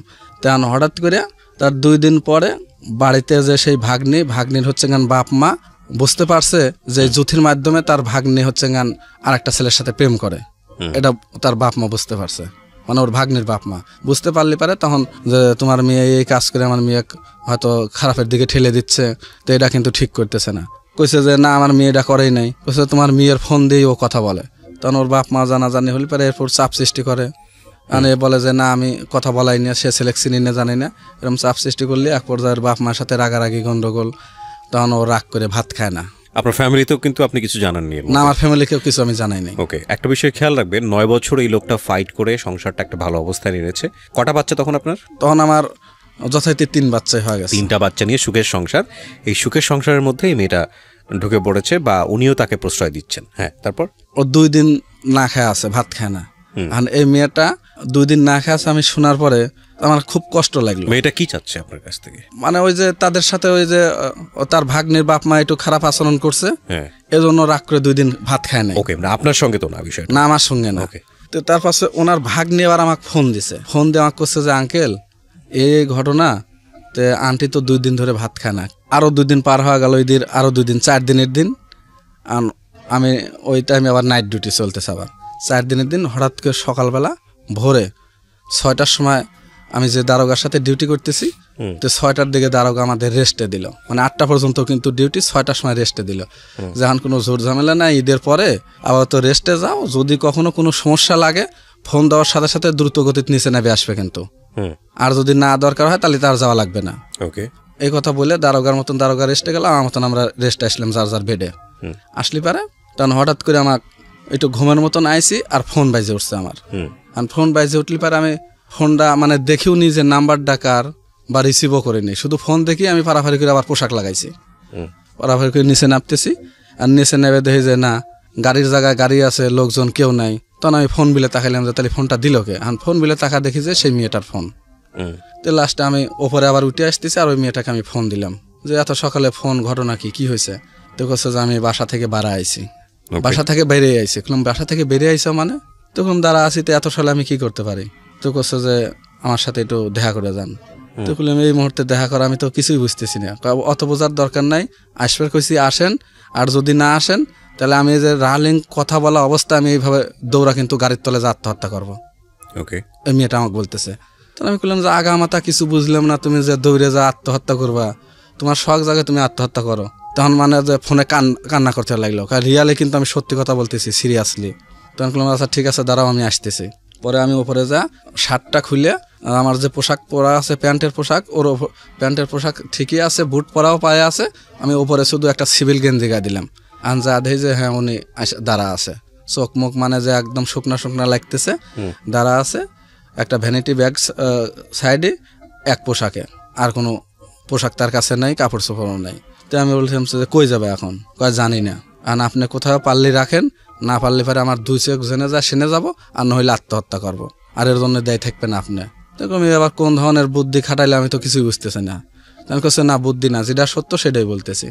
তো লাস্টে আমি বললাম আচ্ছা তোমার 2-4 দিন যে তুমি থাকবে এমন কোনো আত্মস্বজন বন্ধু বান্ধব আছে কিনা, তুমি সেই জায়গায় যা ওঠো, তারপর হচ্ছে কি হয় না হয় আমি পরিবেশ পরিস্থিতি ঠিক করে যদি কোথাও তোমার যাওয়া লাগে আমি সেখানে ঠিক করবো, এর আগে আমি পারতেছি না। ঠিক আছে, তুমি যতই হুমকি দাও এর আগে আমি পারতেছি না। তো লাস্টে বলতেছে যে আচ্ছা ঠিক আছে আমি এক জায়গায় যাব আমার আফার বাসায়। বললাম কেমন আপা? তখন করছে যে আমার আপন আপা। তো বললাম টাকা পয়সা কাছে কিছু আছে? যে না। তো তখন আমি 500 টাকা দিলাম হাতে ধরা, যে 500 টাকা নিয়ে যাও। এখানে একটা বিষয় আপনাকে একটু বলি, মেয়েটা এত ক্রেজি হয়ে গেছে আপনার সঙ্গে, এর আগে মেয়েটার সঙ্গে কি আপনার কোনো ওয়ার্ড দেয়া দিয়ে হয়েছে যে আপনি তাকে ভালোবাসেন বা সেও আপনাকে ভালোবাসে? আপনাদের কোনো প্ল্যান পরিকল্পনা ছিল আপনারা ভবিষ্যতে কি করবেন না করবেন, এরকম কোনো কিছু ছিল? মানে এরকম ছিল না, কিন্তু ওই যে যখন ওইভাবে বাসা থেকে বাড়া চলে আসলো তখন মানে আমাকে এরকম চাপ সৃষ্টি করে আমাকে দায়িত্ব। মানে আপনি কি বোঝাচ্ছেন যে ওর সঙ্গে আপনার কোনো অনৈতিক সম্পর্ক গড়ে উঠেছিল ওই সময়টাতে? হ্যাঁ, গড়ে উঠছিল। এটা আপনি স্বেচ্ছায় বুঝে শুনে এই লাইনে গিয়েছেন? বুঝে শুনেই, মানে ও বুঝে শুনে একাধিকবার ও বুঝে শুনে দিয়েছে, আমিও বুঝে শুনেই গেছি। তো মেয়েটার কি ওই সময়টাতে এমন কোনো দুর্ঘটনা ঘটেছে কিনা যেটার কারণে আপনি দায়ী বা আপনারা দুজনের এই ধরনের অনৈতিক দুর্ঘটনা ওর মধ্যে একটু ঘটেছিল, যে কারণে আপনাকে সে বাধ্য করছে হয়তো? মানে দুর্ঘটনা, এই বিষয়গুলো আপনি এখানে বলছেন না, আমাকে জিজ্ঞেস করে বের করতে হচ্ছে। হ্যাঁ বলেন। তারপর দুর্ঘটনা বলতে এই জিনিসটা পড়ার সাথে আমি ওই সময়টাতে আপনি এবং আপনার যেই স্ত্রী, আপনাদের দুজনের সম্পর্ক তো স্বাভাবিক ছিল? হ্যাঁ, স্বাভাবিক ছিল। তার মানে এই ধরনের সম্পর্কে আপনার জড়ানোর কোনো প্রয়োজনই ছিল না? প্রয়োজন ছিল না, আমি আমার স্ত্রীকে বলেও নাই। আচ্ছা, তারপর? আর এর সাথে আমার স্বাভাবিক ওরম ছিল, কিন্তু হঠাৎ করে আমার নাইট ডিউটি করতেছি থানাতে, আমি কথাটা আসলে এড়িয়ে গেছি বলতে সমস্যা নেই, আমি যতটুকু দরকার আমি পেয়ে গিয়েছি। তারপরে চাপ দিচ্ছিল আপনাকে? তারপর চাপ দিচ্ছিল এবং পরে আমি জানতে পারলাম যে মেয়েটা বিবাহিত। ওই চাপ দেওয়া অবস্থাতেই জানতে পারলাম? হ্যাঁ, পরে আমি জানতে পারলাম যে মেয়েটা বিবাহিত। আচ্ছা। মানে আমার সাথে যে ফোনে কথাটা বলে, ব্যস্ত থাকে, ওয়েটিং থাকে, এইটাকে কেন্দ্র করে ওনার হাজবেন্ড ওনাকে মারছে। মাইরে ওনার একটা হাত পর্যন্ত ভেঙে দিয়েছে। ওকে, ঠিক আছে। আর এই হাত ভেঙে দেওয়ার পরে ও থানায় আসছিল, আসলে পরে দারোগার কাছে বিচার সালিশ চাইছে, তখন কেস দিবে। ঠিক আছে, কেস দিলি পারে তার বাপ মা বোঝাচ্ছে, তার স্বামীও ভুল স্বীকার করতেছে। ঠিক আছে, তখন ওই টাইমে আর আমাকে আবার জিগাচ্ছে যে কি করব। ঠিক আছে, তখন আমি বললাম যে দেখো, হ্যাঁ আমাকে সবাক চেনে জানে, আমি তোমার ফেস হতে পারবো না, তুমি যেটা করার দারোগার সাথে করতো, আর যদি কোনো কিছু বলা লাগে আমি ফোনের মাধ্যমে বলবো, কিন্তু আমি তোমার সামনে ফেস হতে পারতেছি না, যেহেতু না আমি সবাক চেনে জানে বা তোমার হাজবেন্ডও আমাকে চেনে, আমি ফেস হওয়া যদি কোনো কিছু বলি আমাকে হয়তো টার্গেট করবে। ঠিক আছে, অতএব আমি এত কিছু বলতে পারবো না। তো কচ্ছে যে তাহলে আমি কি করবো? কারণ তোমাকে যেহেতু হাত ভাঙিছে, মারধর করছে, বা এর আগেও যত দিন আমার সাথে ওই মেয়েটা উঠা বসা করছে, মিশিছে, ততদিনই আমাকে বলছে যে সে খুব নির্যাতনে আছে, তার স্বামী তাকে মারধর করে, অত্যাচার করে, তার স্বামী মদ গাঁজা খায়। ঠিক আছে, ঠিকভাবে সংসারে খরচ খান্তি দেয় না, বা তাকে এক সময় হচ্ছে গান ভয় দেখায় গলায় চাকু ঠেকায় তাকে বিয়ে করছিল, তার বাপেকে উঠায় নিয়ে যা, মানে এইরকম গল্প আমার কাছে বলছে। মানে যখন বিয়ে কথাটা ফাঁস হয়ে গেছে তখন এইগুলো আমার কাছে বলছে। ঠিক আছে, তখন ওই কথাগুলো আমি মন প্রাণ দিয়ে মানে বিশ্বাস করছি যে হইতেও পারে। ওই হাত ভাঙা অবস্থায় তখন আমাকে বলে যে আমি কি করব, মামলা দেবো কিনা। কারণ সেটা তোমার ব্যাপার, তুমি যেহেতু বলো যে তোমাকে নির্যাতন করে, মারধর করে, তখন যদি তুমি মত করো যে আমি এই অভিশাপ থেকে মুক্তি পাইবার চাই, তাহলে এই সুযোগে তুমি ওকে মামলা দিতে পারো। আর যদি মত করো যে না, যা হওয়ার জীবনে ঘটে গেছে, তাহলে তোমার মতন তুমি মিল হয়ে যাও ওর সাথে, আর আমার সাথে যেটুক তুমি মিশিছাও চলিছাও ওইটা মনের থেকে ভুলে যাও আজকের থেকে, আর আমি তোমার কাছে আল্লাহর রাস্তা থেকে মাফ চাই, যেটা হওয়ার হয়েছে তুমি আমাকেও মাফ করে দাও। বললে পারে তখন কান্নাকাটি করে, আমি কোনটাই করবো না, আমি আত্মহত্যা করবো। তখন আমি বললাম আচ্ছা ঠিক আছে, তোমার আত্মহত্যা করার দরকার নাই, তুমি মামলা দাও, আর এই মামলা দেওয়ার পরে কি হয় না হয় সেটা পরে হিসাব, আর এরপরে তোমাকে দেখে রাখার দায়িত্ব আমার, যাও। মানে এইভাবে আমি অটোমেটিক শিকারে চলে গেছি। প্রায় 7 দিন 8 দিন থাকে। 8 দিনের দিন আমাকে ফোনে তো কথাবার্তা যোগাযোগ চলতেছে, 8 দিনের দিন আমাকে আবার ফোন দিছে, দেখো আমি তোমার সাথে সাক্ষাৎ করবো। তো বললাম যে পারলে আসো, না পারলে দরকার নেই। পরে হন্যা এসে আমার সাথে সাক্ষাৎ করে আবার ওরা আবার বাসাতে যায়। গেলি পারে আমি ওকে বললাম যে আমি কিন্তু বাড়ি যাচ্ছি, ঈদের যারা ছুটি গেছি তারা যথারীতি ঘুরে চলে আইছে, আমি বাড়িতে যাব। তো করছে যে কয়দিন কার ছুটি? বললাম যে থাকবো 10 দিন। তো লাস্টে করছে যে এতদিন আমি কেমনে থাকবো? বললাম যে তোমার আফার বাসা আইসা যেমনি কয়েকদিন থাকতে চাও সেইভাবেই থাকবা। ঠিক আছে। তো বললাম ফোনে তো যোগাযোগ চলবেই, তবে একটা কথা, আমি যতক্ষণ আমি ফোন না ধরি, হয়তো একটা বা 2টা কল দিলাম, এর পরবর্তীতে আমাকে আর কল দিও না, আমি বাদ যাওয়ার পরে। তাও আমি যখন সময় সুযোগ পাই কথা বলবো। তো করছে না, অত বুঝি না, আমার ঘন্টায় ঘন্টায় কথা বলা লাগবে। তো বললাম ঘন্টায় ঘন্টা আমি কথা বলতে পারবো না। তো বললাম তাহলে তোমার ওই বিকালবেলা অথবা ওই। উনি কি তখন মামলা করেছে না করেনি? ওনার ওর স্বামীর নামে মামলা করে দিচ্ছে। মামলা করে দিয়েছে। তো স্বামী কোথায়? স্বামী যথারীতি তখন জেলখানাতে চলে গেছে। আচ্ছা, তার মানে এখানে যদি একটা বিষয় আমরা বলি, এটা একটা অমূলক হবে কিনা আমি জানি না, যে মহিলাটা আপনার কথা অনুযায়ী আগে থেকে মাস্টার প্ল্যান ছিল, আপনার সঙ্গে সম্পর্ক তৈরি করেছে এই কারণে যাতে করে ওনার স্বামীকে সে মামলা দিতে পারে বা শায়েস্তা করতে পারে। এখন এটা হয়তো ওনার প্ল্যান ছিল, এটা আমাদের জায়গা থেকে বিষয়টা এরকমই মনে করাটা যুক্তিযুক্ত কিনা, এটা আমি জাস্ট একটা প্রশ্ন রাখলাম। আমার মনে হচ্ছে যে এটা প্ল্যানটা ওর মাস্টার প্ল্যান ছিল। আচ্ছা ঠিক আছে, আপনি বলেন। আর যেহেতু এখানে ভিকটিম, মানে আপনি যদি বলেন যে ভিকটিম ঠিক বলবো না, যাকে নিয়ে আপনি গল্পটা করছেন সে উপস্থিত নাই এবং তার নাম পরিচয় সবকিছু আমরা এখানে গোপন রেখেছি সে কারণে, because this is not investigative show.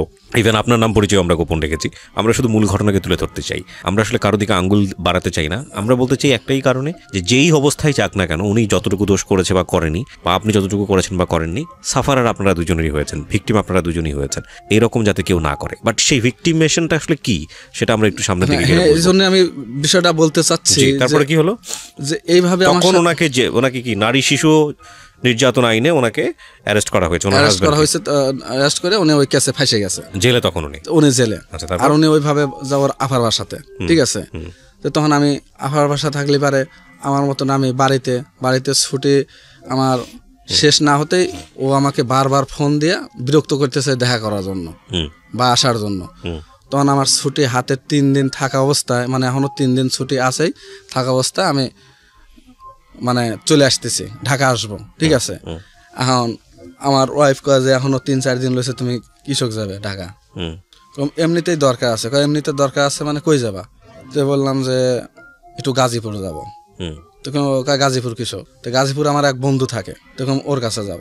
আর এর মধ্যে আবার ওনার আফার বাসা উনি থাকবে না, খুব অস্থির হয়ে উঠছে। আমাকে বলতেছে যে কোনো জায়গায় আমাকে রাখার বুদ্ধি করো, নইলে আমি কিন্তু এখানে থাকতে পারতেছি না। ঠিক আছে, ওর কাছে আমি আবার ফোন দিয়ে বিষয়গুলো ভাঙেছিল, বললাম পুরো হিস্টোরি। বলে করলাম যে দোস্ত এই ঘটনা, আমি মেয়েটাকে তোর কাছে পাঠাচ্ছি, পাঠালে পারে তুই ওখানে রাখার ব্যবস্থা করে একটা যথারীতি একটা রুম ঠিক কর। সেই রুমে আবার তো একটা মানুষ বসবাস করতে যা যা লাগে সবকিছু তোর এভরিথিং করা লাগবে। আর এর মধ্যে আমি 1000-500 টাকা পাঠা দিচ্ছি, আর বাদ বাকি যা লাগে তুই সার, আমি এসে দেখা সাক্ষাৎ করে ওটা আমি তো মেকআপ করে দেবো না টাকাটা। ঠিক আছে। ও আমাকে বলতেছে এত বড় রিস্ক লিখছো, তো মেয়েটা কি বিয়ে করছিস নাকি? দেখলাম যে না, আমি বিয়ে করি নাই এখনো। মানে ওই মুহূর্তে আমি তখনও বিয়ে করি নাই। তো ও আমাকে বলছে যে বিয়ে করার দরকার না, আমি এমনিতে স্বামী পরিচয় হিসেবে থাকবে। ঠিক আছে। তো পরে বলছে যে এত বড় রিস্ক লওয়া না, ঠিক হচ্ছে না। বললাম যে না, ও আমাকে খুব ভালোবাসে, এতটাই ও ভালোবাসে আমাকে যে আমাকে ছাড়া ও কিছুতেই 1 মিনিটের জন্য ভুলে থাকতে পারে না, বা আমি ওইভাবে জড়িয়ে গেছি। অতএব আমার একটা দৃঢ় বিশ্বাস আছে যে ও আমার কোনো সমস্যা করবে না। ঠিক আছে। তো আচ্ছা ঠিক আছে, আমি ব্যবস্থা করবো না, তুই আয়, এখন দরকার হলে কাবিল কালমাই করে তোরা থাকিস, সেটা দেখা যাবে নি। ঠিক আছে। আমি আমার ওই বন্ধুর নাম্বার দিলাম, আমার সেই গার্লফ্রেন্ডটাকে, প্রেমিকাকে। ঠিক আছে, নাম্বার দিলাম, কমে এই নাম্বারে যোগাযোগ করে তুমি অমুক জায়গায় যাও, গেলি পারে ও সব কিছু ব্যবস্থা করবি, আর পারলে পারে তোমার আফার থেকে কিছু টাকা নিয়ে যাও। তো তখন ওর আফার কাছে টাকা চাইছে, তখন ওর আফা দিবের চায় নাই, বলছে করে যাবো, কাজে অমুক জায়গায় যাবো, এক জায়গায় আমি আলাদা হয়ে থাকবো, কারণ ও জেলে থেকে বাড়া এসে আমাকে তো খুঁজবি বা মারার চেষ্টা করবি, আমি আর মিরপুরে ফিরে যাবো না, আমি জেনে পারি এর তোর ফাঁকে থেকে চাকরি বাকরি করে আমার মতন আমি চলবো। তখন ওর আফা কইছে আচ্ছা ঠিক আছে যা। কলিপায় তখন ওর আফা আবার মাঝখান থেকে করছে কি, ওই 3000 টাকা দিয়ে ওর গলায় একটা স্বর্ণের চেন ছিল, 17,000 টাকা দাম, ওই চেনটা ওই 3000 টাকা দিয়ে ওর আফা রেখে দিয়েছে। কইছে যে কোনে যাচ্ছিস, হারা মারা যাবে না, আমার কাছে থুয়ে যা। এই কয়া রেখে দিছে। তখন আমার ওই বন্ধুর ঠিকানা দিছি, সে নিয়ে যা উপস্থিত হয়েছে, আর আমার বন্ধু ওইভাবে বলা আছে সেইভাবে সবকিছু ঠিক করছে। পরে আমি বাড়ির থেকে 2 দিন হাতে সময় থাকার পরে, এইভাবে ঘরে 2 দিন আরো পাস হয়ে গেল, 2 দিন হাতে সময় থাকার পরে আমি গাজীপুর আসলাম। আসে আমি সেই বাসায় উঠলাম। তো এই বিষয়টা কেমন দিন ঘোলাটে হয়ে যাচ্ছে। তো এখানে তো আমি দীর্ঘদিন থাকি, দোকানদারি করি, তো যেভাবে হোক গোপনে আমি বিয়ে পড়া দিচ্ছি। ঠিক আছে, দরকার হলে আগামী 2-1 মাসের বেশি ডেট দিয়ে পড়া দিচ্ছি। ঠিক আছে, সমস্যা না হয় তাহলে তোরও কোনো সমস্যা হবে না, আমারও কোনো সমস্যা হবে না। পরে আমি বিষয়টা আমার প্রেমিকাকে বললাম যে এই ঘটনা কিন্তু এই পর্যায়ে গেছে, তো তুমি কি কাউকে কোনো কিছু মুখ খুলছো নাকি যে এই বিষয়ে যে আমরা স্বামী স্ত্রী না? কয় না, আমি তো এগুলো কাউকে মুখ খুলি নেই। তো ও আবার একটু দেখতে শুনতে মানে সাইডটা হালকা পাতলা, মানে তো মানে আমার কাছে একটু মানে যে ওনাকে ছোট ছোট মনে হয়। ঠিক আছে। তো পরে বন্ধুর কথা অনুসারে আমি বন্ধুর সাথে যা দেখা করলাম, দেখা করলে পারে তখন ভাঙে চুরে বললে এই ঘটনা, তো তুই ও লিয়া কাজী অফিসে চল।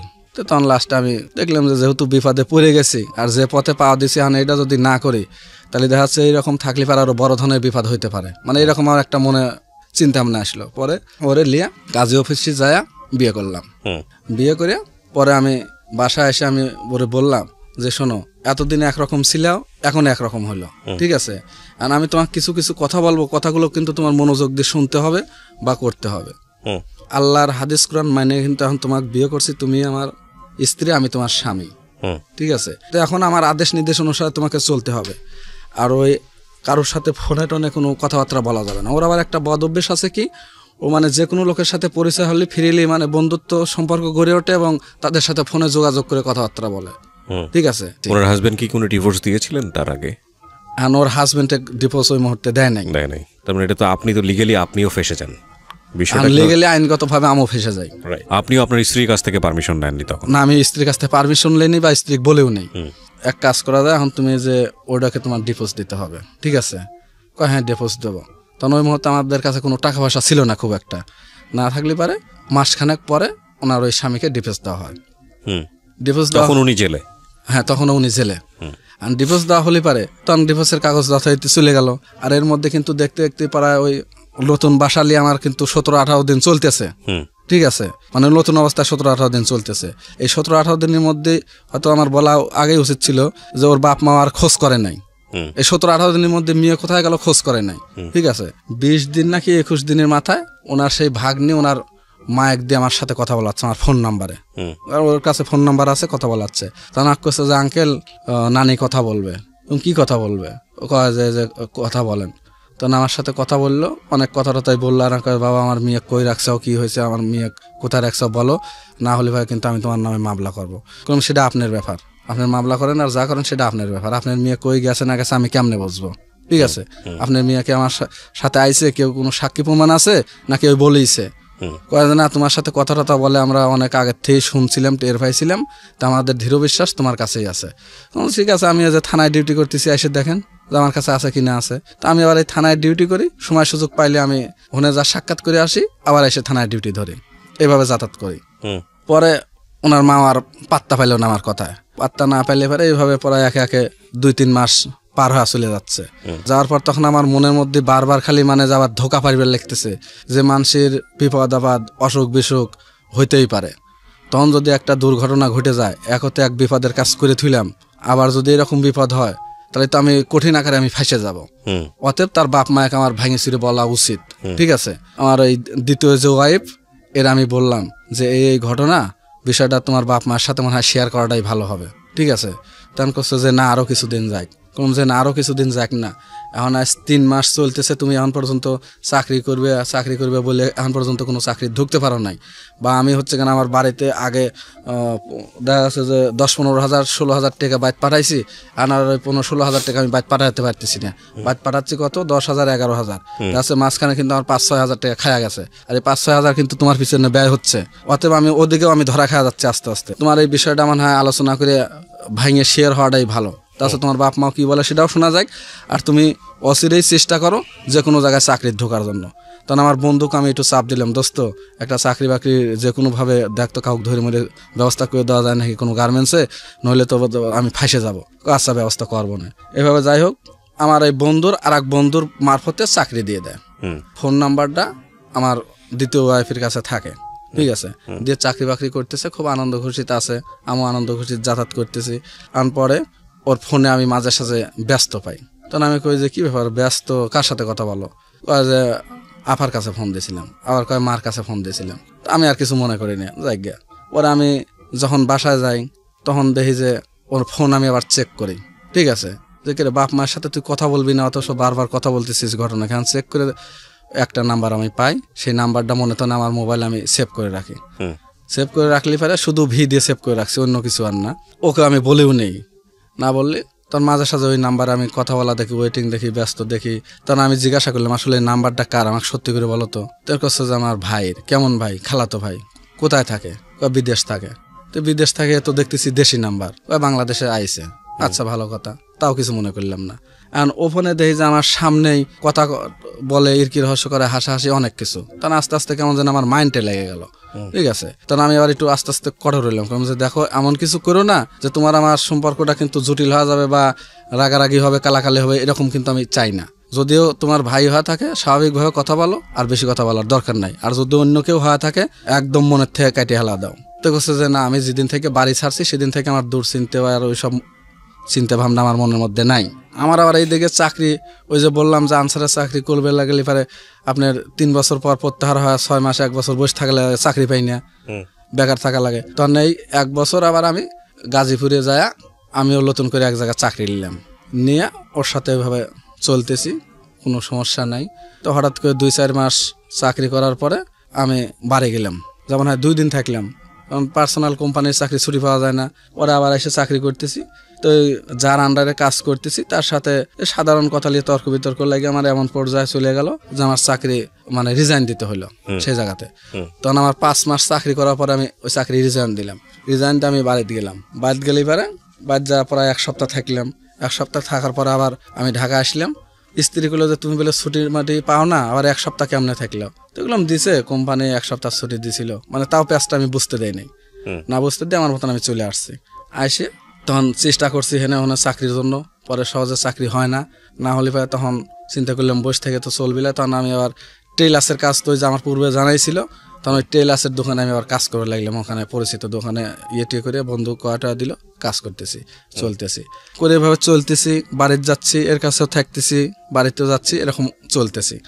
চলতে চলতে হঠাৎ করে আমি বাদ যা তার মধ্যে আমার দেশে আবার ধান কাটা লাগলো, আমি ধান কাটার মধ্যে আছি, এখন ইনি এদিকের মতনই আছে, তখন আমাকে বারবার ফোন দেয়, আমি সময় মতন ফোন ধরতে পারি, অনেক সময় ধরতে পারি না, তখন বললাম যে ধান কাটায় ব্যস্ত আছি, আমি সময় সুযোগ করে সন্ধ্যার দিকে কথা বলবো, তাছাড়া বলা সম্ভব না, ঠিক আছে। তখন আস্তে আস্তে ও এইদিকে যে সব বন্ধু বান্ধবের সাথে পরিচিত হয়েছে তাদের সাথে মানে ফ্রিলি রিলেশন আরো বেশি হয়ে গেছে, আর আমাকে আস্তে আস্তে মানে কেমন যেন এড়িয়ে যাচ্ছে, তখন আমি এই জিনিসটা অনেকটা বুঝতে পারে, তখন আমি ওকে বললাম যে বিষয়টা কেমন যেন দেখাচ্ছে, তো বলছে যে না ওটা কিছুই না। দেখলাম কিছু নাতে আমি তো এরকম আগের মতন কথাও পাচ্ছি না বা দেখার সাথে পাচ্ছি না, তোমার ফোনে ব্যস্ত ওয়েটিং এত আমি তো বুঝি আসে না, তো হচ্ছে যে বোঝা লাগবে না, আপনার মতন আপনার সুখী থাকলেই হলো, আমার যাকে না হয়, মানে তেরা কথা কবে লাগলো।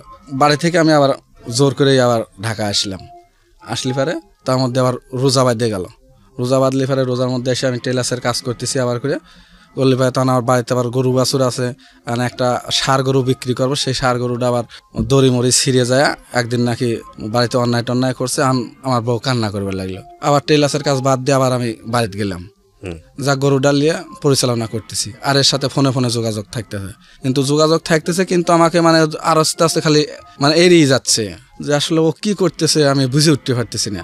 তো আমি ফোন দিলাম ওর সেটে, ফোন দিলি পারে ফোন কাটে দিল, পরে আবার ফোন দিলাম বিকাল 4টের দিকে, মানে প্রথম ফোন দিলাম কাটে দিল, দ্বিতীয় ফোন দিলাম ধরলি পারে, এখন অন্য আবার আউট একটা ছেলে কথা বলে ওর ফোনেতে, তখন আমি আশ্চর্য হয়ে গেলাম যে কিরে আমার ওয়াইফের ফোনে অন্য ছেলে ধরে কথা বললো, ঘটনা কি? তখন আমি ভালোভাবে বলতেছি যে ভাই কে বলছিলেন?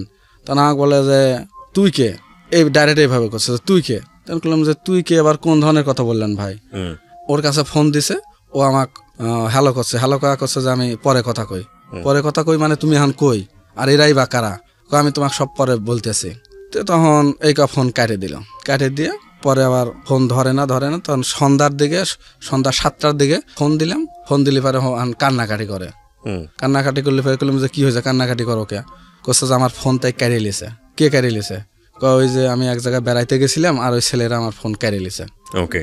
তো তখন আমি বললাম যে কেমনে তুমি বেড়াইতে গেলে আর তার ফোন কেড়ে নিল, এদের তুমি চেনো না জানো না, এর সাথে অন্য কোনো রিলেশন তোমার গড়ে উঠছে? তুমি সত্যি করে বলো তো, কারণ তোমাকে কিন্তু আমি যতই বিশ্বাস করি ভালোবাসি, এরপরে যদি তুমি কোনো কিছু করো তখন কিন্তু বিশ্বাসটা আমার নষ্ট হয়ে যাবে। তো পরে করছে যে না তেমন কিছু না। তো আচ্ছা ভালো। তো পরে সেদিন গেল, তার পরের দিন রাত 2টার সময় আমাকে ফোন দিছে, রাত 2টার সময় ফোন দিয়ে আর হাওমা করে কান্নাকাটি করতেছে। যে কি হয়েছে? তখন আমি দেশে না পাই, আমি রাতের বেলায় আমি ফোন ধরলাম, হ্যাঁ মেলা দিন আসো না যাও না, আমার যে কি বিপদ হচ্ছে কি সমস্যা আছে সেটা আমি জানি আর উপর আল্লাহ জানে, আমি আত্মহত্যা করবো, বিষ খাবো, তাছাড়া আমার বাঁচার উপায় নাই। বললাম কেন? আজকে আমি বাইরে বেড়াইছি আর অন্য এক ভাড়াটিয়া আমার দুর্নাম্বাই করছে যে আমার রুম থেকে লোক বাড়া গেছে, আমার রুমে কেউ না আসছিল। তখন আমি বললাম যে এবার কোন ধরনের কথা বললা? তো বলছে যে হ্যাঁ কথাই বলতেছে, তুমি তোমার বন্দুক তাড়াতাড়ি আমার বাসায় পাঠাও, ও আসে এই মুহূর্তে মোকাবেলা করে থুয়ে যায়। ঠিক আছে। পরে যাই হোক আমি আমার বন্দুক ফোন দিলাম অত রাতেই, মানে ও ফোন দিছে এর আগেই আমার আগ দিয়ে, কিন্তু ওর ফোনটা ধরে নাই। দেখলাম যে এই কথা শুনতেছি, একটু যা আসলে ঘটনাটাকে একটু দেখে আর দরকার হলে বাসায় যা শাসা মাসা থুয়ে আর আমি 2-1 দিনের মধ্যে আমি সময় সুযোগ করে আসতেছি, কি হয়তো আছে দেখতেছি। আর আমার বন্ধু হনে আবার দীর্ঘদিন থাকে, তো প্রায় 15 বছর ধরে আমার ওই বন্ধু একই জায়গায় থাকে, দোকানদারি করে, মানে ভালো চেন পরিচিত আর কি। তো তখন চুপচাপ আছে থাকলে পারে। আমি তখন 3 দিন পরে আমি গাজীপুরে আবার আসি। গান শুনলে আস্তে আস্তে উড়ে তারা শুনে যে হ্যাঁ ঘটনাগুলো সত্য, যে ওই যে ফোন ক্যারি লিছে, একটা ছেলের সাথে রিলেশন আবার করে গড়ে উঠছে বা কেউ তার রুমে আসছে, এটাও সত্য। তখন শুনে মনে হয় আমি মানে একদম মরে গেলাম যে কি শুনলাম। কিন্তু আমি আমার দ্বিতীয় স্ত্রীকে খালি বললাম যে তুমি মনে হয় আমার বিশ্বাসের অমর্যাদা করতেছো, আর এই অমর্যাদা নিয়ে বাইসে থাকা মনে হয় আমার হবে না। আমি তোমাকে একদিনই বলছিলাম যে আমি সবকিছু সহ্য করতে পারি, কিন্তু এই ভালোবাসার দুঃখ কষ্ট তো আমি সহ্য করতে পারি না। এই আমার কিনে বিরে কাটে আমার মাথা ছয় মাটি ছয়, বিশ্বাস করা এগুলো কিচ্ছু করি নাই। তো বললাম ঠিক আছে করো নাই, ভালো কথা, আমি মানে নিলাম, কিন্তু মনের ভুলেও তোমার ফোনে তোমার নাম্বার, আমার নাম্বার আর আমার বন্ধুর নাম্বার আর তোমার আফা আর তোমার বাপ মা, এই 3-4 জনের নাম্বার ছাড়া দ্বিতীয় কারোর নাম্বার থাকবে না, এই মুহূর্তে তোমার ডিলিট করতে হবে, ডিলিট করো। তো লাস্টে কাজে না ডিলিটের দরকার নেই, তুমি নতুন সিম আমাকে কিনে দাও, আমি নতুন সিম ব্যবহার করবো। এই ওনাকে আমি নতুন সিম কিনে দিলাম, নতুন সিম ব্যবহার করলো। ভালো নতুন সিম কিনলো, দিলাম, ব্যবহার করতেছে। পরে আবার 1-2 মাস ভালোই চলতেছে। পরে 1-2 মাস পর আবার দেখি ওই সেই সব যেসব পুরাতন নাম্বারগুলো দেখছি ওইগুলো আবার দেখি ওর ফোনে যথারীতি চলে আসছে নতুন সিমে। আর তারপরে কি আপনি ওনাকে আবার ওই অবস্থায় পাইছেন? আবার ওই অবস্থা, আমি সব ভুল স্বীকার করে মাপ চাপ চাইলে আমি আবার গ্রহণ করলাম ওই অবস্থায়। তারপরে কি আপনি আবারও দেখেছেন একই অবস্থা? আবার দেখি ওই একই অবস্থা। ততদিন ওনার হাজবেন্ড তো না, ঠিক ওনার আগের যে হাজবেন্ড ছিল, হ্যাঁ ওনার আগে কি মামলা থেকে বের হয়েছে, মানে জামিন পেয়েছে? না, ওনার আগের হাজবেন্ড তারপরে 5-6 মাস পরে জামিন পাইছে। জামিন পাওয়ার পরে কি হয়? জামিন পাওয়ার পরে সে বারবার আমাকে স্মরণ করে, বারবার আমাকে ফোন দেয়, মানে আমার নাম্বার যে কোনো কায়দায় পাইছে, সে সংগ্রহ করছে। তো তখন আমি বারবার তার কাছে মিথ্যে কথা বলি যে না আমি আসলে চিনি না, জানি না। আর এর বাপ মা আমাকে বলে যে বাবা মনে হয় ফাঁকেই থাকো, এইদিকে কখনো আইসো না, ও কিন্তু পাগলা হয়ে গেছে, খুঁজতেছে, তোমার ঘরে পালি মারি ধরে কিচ্ছু থবে না, ঠিক আছে? এই কথা বলে তাকে তখন আমার ওয়াইফিক বলি যে দেখো তাহলে এই পাগলামো বাদ দিয়ে সেইভাবে কিন্তু চলো, কারণ হ্যাঁ আমার কাছে এই পাগলামো করবে, আবার হনে এক পাগলামো করে থুয়ে আইসে, এখন কিন্তু বিপদ কিন্তু 2 দিকে। অতএব সেইভাবে ঠান্ডা মাথায় সেইভাবে চলো, এইসব আজে চিন্তা ভাবনা বাদ দাও। কয় না আমি ওগুলো আর জীবনেও করবো না, ভুল হয়ে গেছে, ঠিক আছে? আচ্ছা ঠিক আছে। পরে এখন ও আমাকে একদিন চাপ সৃষ্টি করলো ওর দেশে যাওয়ার জন্য, আমার দেশে যাবো। তখন আমি বললাম যে তোমার দেশে যাবে, এখন গেলি পারে তুমি ছুটি পাবে না? তো কয় যে হ্যাঁ আমি ছুটি 2 দিন কর ছুটি আমি যেভাবে হোক লব না। আচ্ছা ঠিক আছে 2 দিন কর ছুটি লাও। তো পরে ও 2 দিন কর ছুটি লিয়ে ওর দেশে গেলাম, সেই নওগাঁ জেলায় গেলাম। পরে এখন যা দেখি যে ওর মা গেছে নওগাঁ জেলা। তখন বললাম কি ব্যাপার, তোমার মা আসলো কেমনে? তোমার মা আসলো? কয় মার সাথে কথা হয়েছিল, মা আইছে, ঠিক আছে, ভালো কথা আইছে। পরে যাই হোক আমি মিষ্টি কিনে নিয়ে গেছিলাম, তো নতুন তাদের এলাকায় গেলাম, আর তা যা উঠলো হচ্ছে তার নানার বাড়িতে। আমি আর ফুল স্টোরিতে যেতে চাচ্ছি না, আমি কয়েকটা কোশ্চেন করি আপনাকে, প্রশ্নগুলোর উত্তর দেন। আমি জানি এই স্টোরি একের পর এক বলতে থাকলে বলতেই থাকবেন আপনি, কারণ আপনার গল্পের বলার ধরনটাই এরকম, সেটা মুখ্য কথা নয়। আমরা মোটামুটি গল্পের গ্রাফটা পেয়ে গিয়েছি। উনি কি এখনো আপনার স্ত্রী না স্ত্রী নাই? এখনো আমার বর্তমান রানিং স্ত্রী। 1 2 নম্বর হচ্ছে যে আপনার প্রথম স্ত্রী কি আপনার দ্বিতীয় স্ত্রী বিষয়টা জেনেছে? আমি প্রথম স্ত্রীকে আমি নিজেই জানাইছি হচ্ছে গান এই 5 মাস ধরে। তারপরে আপনার প্রথম স্ত্রী কি বলেছে? আমার প্রথম স্ত্রী এটা জানার পরে তো খুব অস্থির, বিষ খাবো, গলায় ধরে নেবো, এরকম চিন্তা ভাবনা করে, বা একদিন হার্ট ফেল পর্যন্ত করছিল।